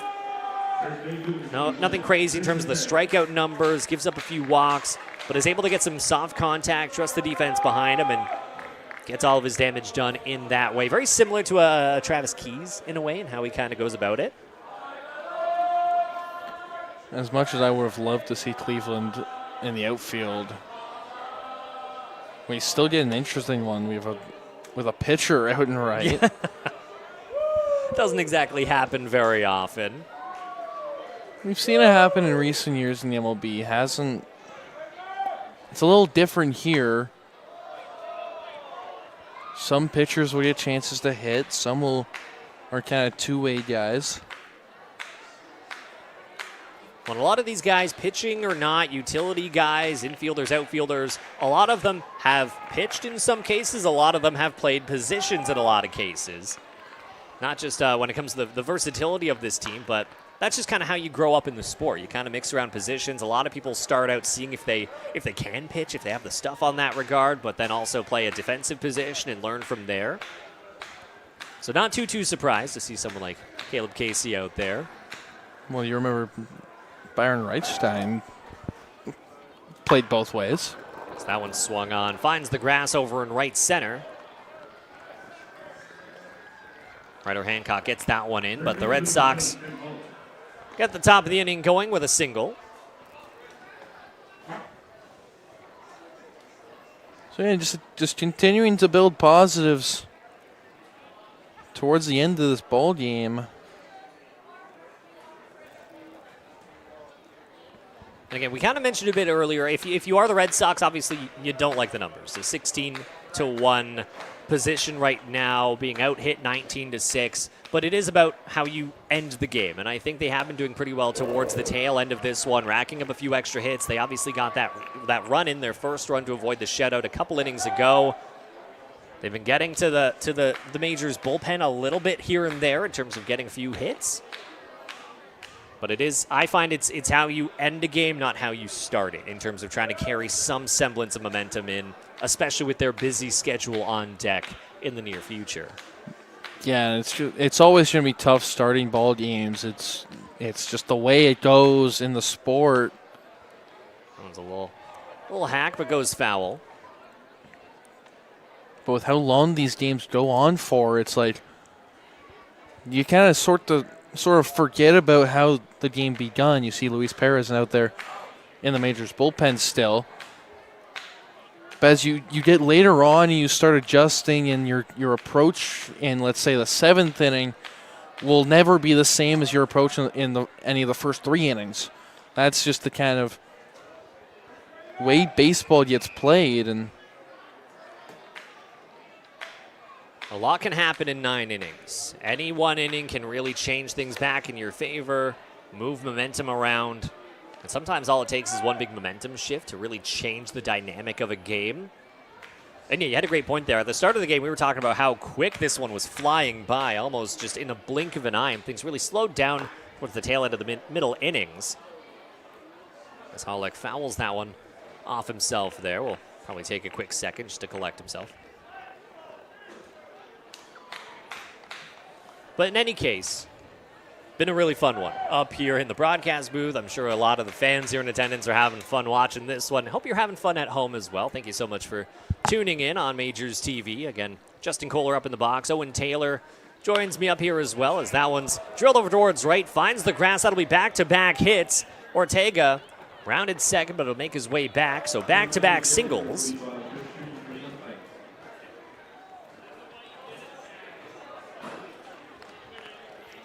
So a good start to the 9th here for the Red Sox.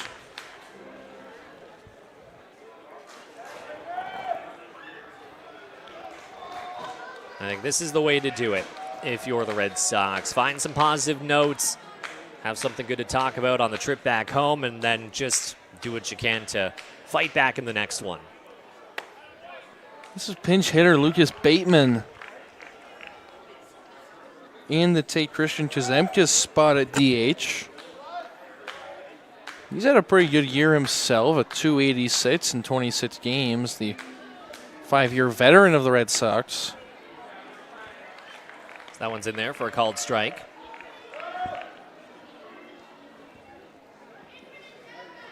So 2 runners on. The Red Sox have threatened a few times. One in scoring position here. 0-2 pitch swung on and missed, strike 3.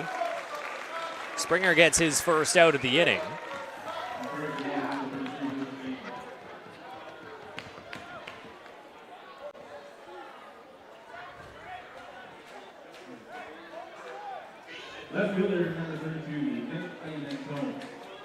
So that'll bring up Nick Iannantone. Excuse me there. 1 for 3 so far, a single back in the second. So that one swung on, fouled well high, but back in our direction, up in the press box.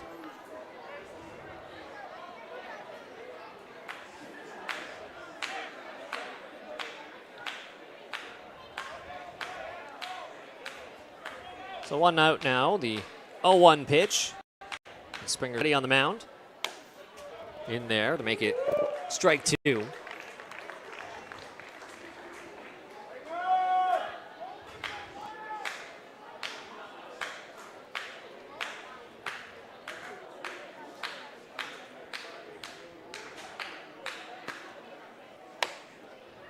It's a bit high for ball 1.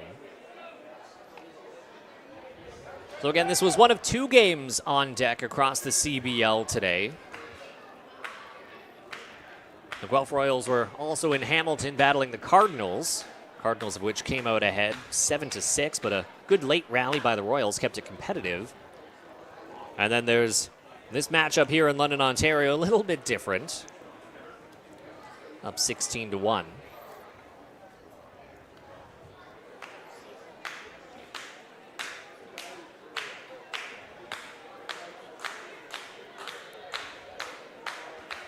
So Springer set on the mound. 1 out, the 1-2 pitch. Swung on, hit well over towards left center. Lewis able to come with it pretty cleanly over there to make it 2 outs and 1 out away from shutting down the ball game and sending these fans home happy. So busy stretch on deck for the London Majors, as it looks like we might have a quick pitching change with 1 more out left. Again, a lot of these players pushing for some appearances as we get closer and closer towards playoff baseball here in the CBL. It's like I was saying, a busy stretch on deck for the Majors. Obviously, they're playing today on the holiday Monday. On Wednesday, they're over in Barrie to face the Bay Cats, and then they're back home Friday to face the Welland Jackfish. So as we're having a pitching change, we will take 1 more commercial break. Again, you're watching the Brantford Red Sox taking on the London Majors right here on Majors TV.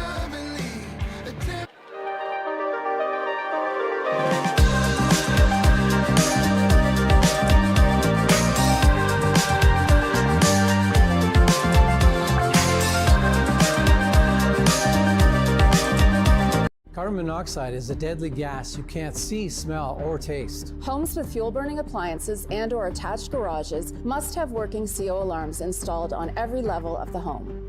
Install working CO alarms today. It's the law. And we're back here at Labatt Memorial Park. Luis Perez coming in. 13 innings pitched in the season so far, a .485 ERA. Coming in with 2 runners on late in the game. He's been real strong in his 3 appearances, 2 of them being starts. His last one just 4 days ago on Friday, where he went 5, just giving up 1 against the Kitchener Panthers.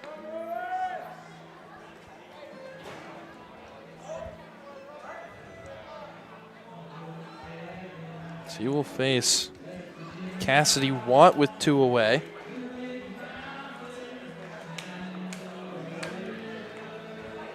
So again, a pitching change, but just 1 more out left in the ball game here in the top of the 9th.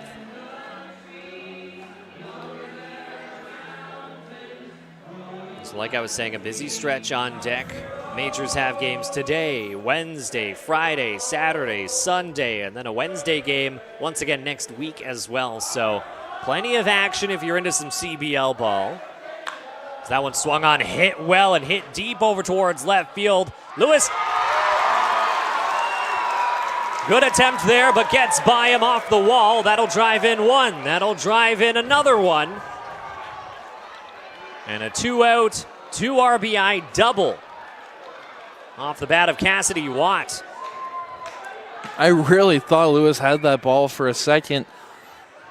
He kind of made the same play back on Friday, just a leap to his right, and was able to get it. Unfortunately, just went right off the tip of the glove and didn't even roll to the wall. It went off his glove and then just went straight down and stuck into the ground. And I've got a brick wall over towards my left field, so I almost thought they had it as well because I had to lean over to see the action over there. But great attempt. What a dive on it as well. It just takes a lot of athleticism to even attempt that. Mm-hmm. It's where they give me the better view. I know. Look at me. Like I can see right field pretty well. You're the one calling it. I'm the one who sees everything.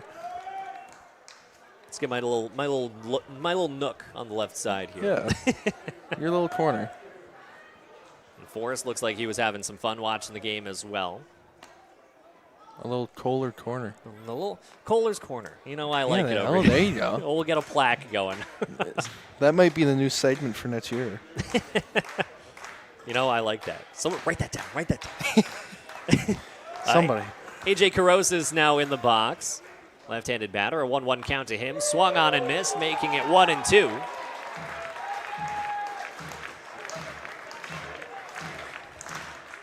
Just one more strike to end this one. Again, the Brantford Red Sox with a little bit of positive action here in the ninth. Now the Majors trying to close it out. And swing and a miss. What better way to wrap up an impeccable ball game than via the strikeout? A great effort. Majors end up winning 16-3, out hitting the Red Sox 19-8. 2 errors, but not a lot of damage done in those cases. Collective effort across the board and an amazing win here in London, Ontario. Yeah, what a performance it was here from the London Majors, and with how much offense they put up, as well as the efforts from all of the pitchers used today. It was just a fantastic performance all around, and with a 16-3 victory, you got to feel happy, especially going into Wednesday against Barrie. Well, we got a little bit of everything. Some incredible power, a lot of home runs. We saw a stolen base. We saw some irregular fan souvenirs as well. That broken bat that ended up into the crowd. And a dominant effort from today's starter, Victor Payano. Yeah, what an effort it was for him, and only giving up 4 hits through 6 shutout innings, striking out 9. That is a season high for Victor Payano this season, one of his best starts of all of the year. He will pick up the win. He put him to 8-1. That puts him in sole possession for first in the CBL standings for wins for pitchers. And when you add that to this offense, it's unstoppable, really. And, we're trying to find some positives for the Red Sox side. Obviously, they got hit around quite a bit, a very lopsided effort, but they tried to mount a bit of a push late in the game. A few runs, one I believe in the 7th, a couple in the 9th as well. So a good effort on the offensive side to do what they can with the pitches that they were getting, but the Majors were just incredibly sharp, top to bottom. And speaking of players who are incredibly sharp, we'll send things down to Evan Fredrickson, our 3rd man down on field level, to talk with today's player of the game. Gentlemen, thank you very much. Ryder, what a full team effort you guys displayed here this evening. How you feeling? Oh, I feel great, man. I think the whole team looks great. We've been playing some good baseball these last couple games, and we got a good stretch coming up here. So I'm liking what I'm seeing, man. I'm really looking forward to it, and I'm ready to play some more baseball, dude. You went 2 for 2 with an RBI. What was your approach during your at-bats today? Up against the tough Brantford pitching staff. What was your approach, and walk me through the pitches you were seeing? Yeah, you got to be ready for his pitch. I think that's what it is at the end of the day. If you're ready to hit in all counts, and you're ready to go, make hard contact, good thing's going to happen. We were looking for something to drop, and we got a couple to drop today, so I'm feeling pretty good. And like you said, you got a good stretch coming up next against the Barrie Baycats on Wednesday. What do you guys have to do to continue this positive momentum? Oh, yeah, you just don't want to get too high, too low. We got a good team in Barrie that we're going to face, and we're excited to head down there and play some good baseball against them. It's always a fun time, so keep doing what we're doing on offense, and the pitchers, they always shove, man. Right, okay. Appreciate it, man. Thank you. So Ryder Hancock, today's player of the game. Hard to pick a player of the game. So many standout performances across the board, pitching-wise, hitting-wise, just dominant start to finish. Yeah, it was, and just from everybody on this roster, it was dominant from the get-go. And when you start off striking out the side in the top of the first inning, it's very hard to not have a positive mindset going into the rest of the ball game. So to have that happen, and then the offense just doing what they know to do, you're going to be successful, and they showed it off right here with just a very dominant win. So plenty of action still on deck across the board in the CBL, but particularly for the Majors as well. They're heading to Barrie, like you heard, to face the Baycats on Wednesday before coming back home on Friday for the Battle of the Birds against the Welland Jackfish. Going to be a whole lot of fun, but be sure to tune back in. Thank you so much for tuning in for today's matchup of the Brantford Red Sox taking on the London Majors. Justin Koehler up here, Owen Taylor, Evan Fredrickson down on field level. Appreciate having you. Be sure to tune in for our next game on Friday. Have a great night. Take care.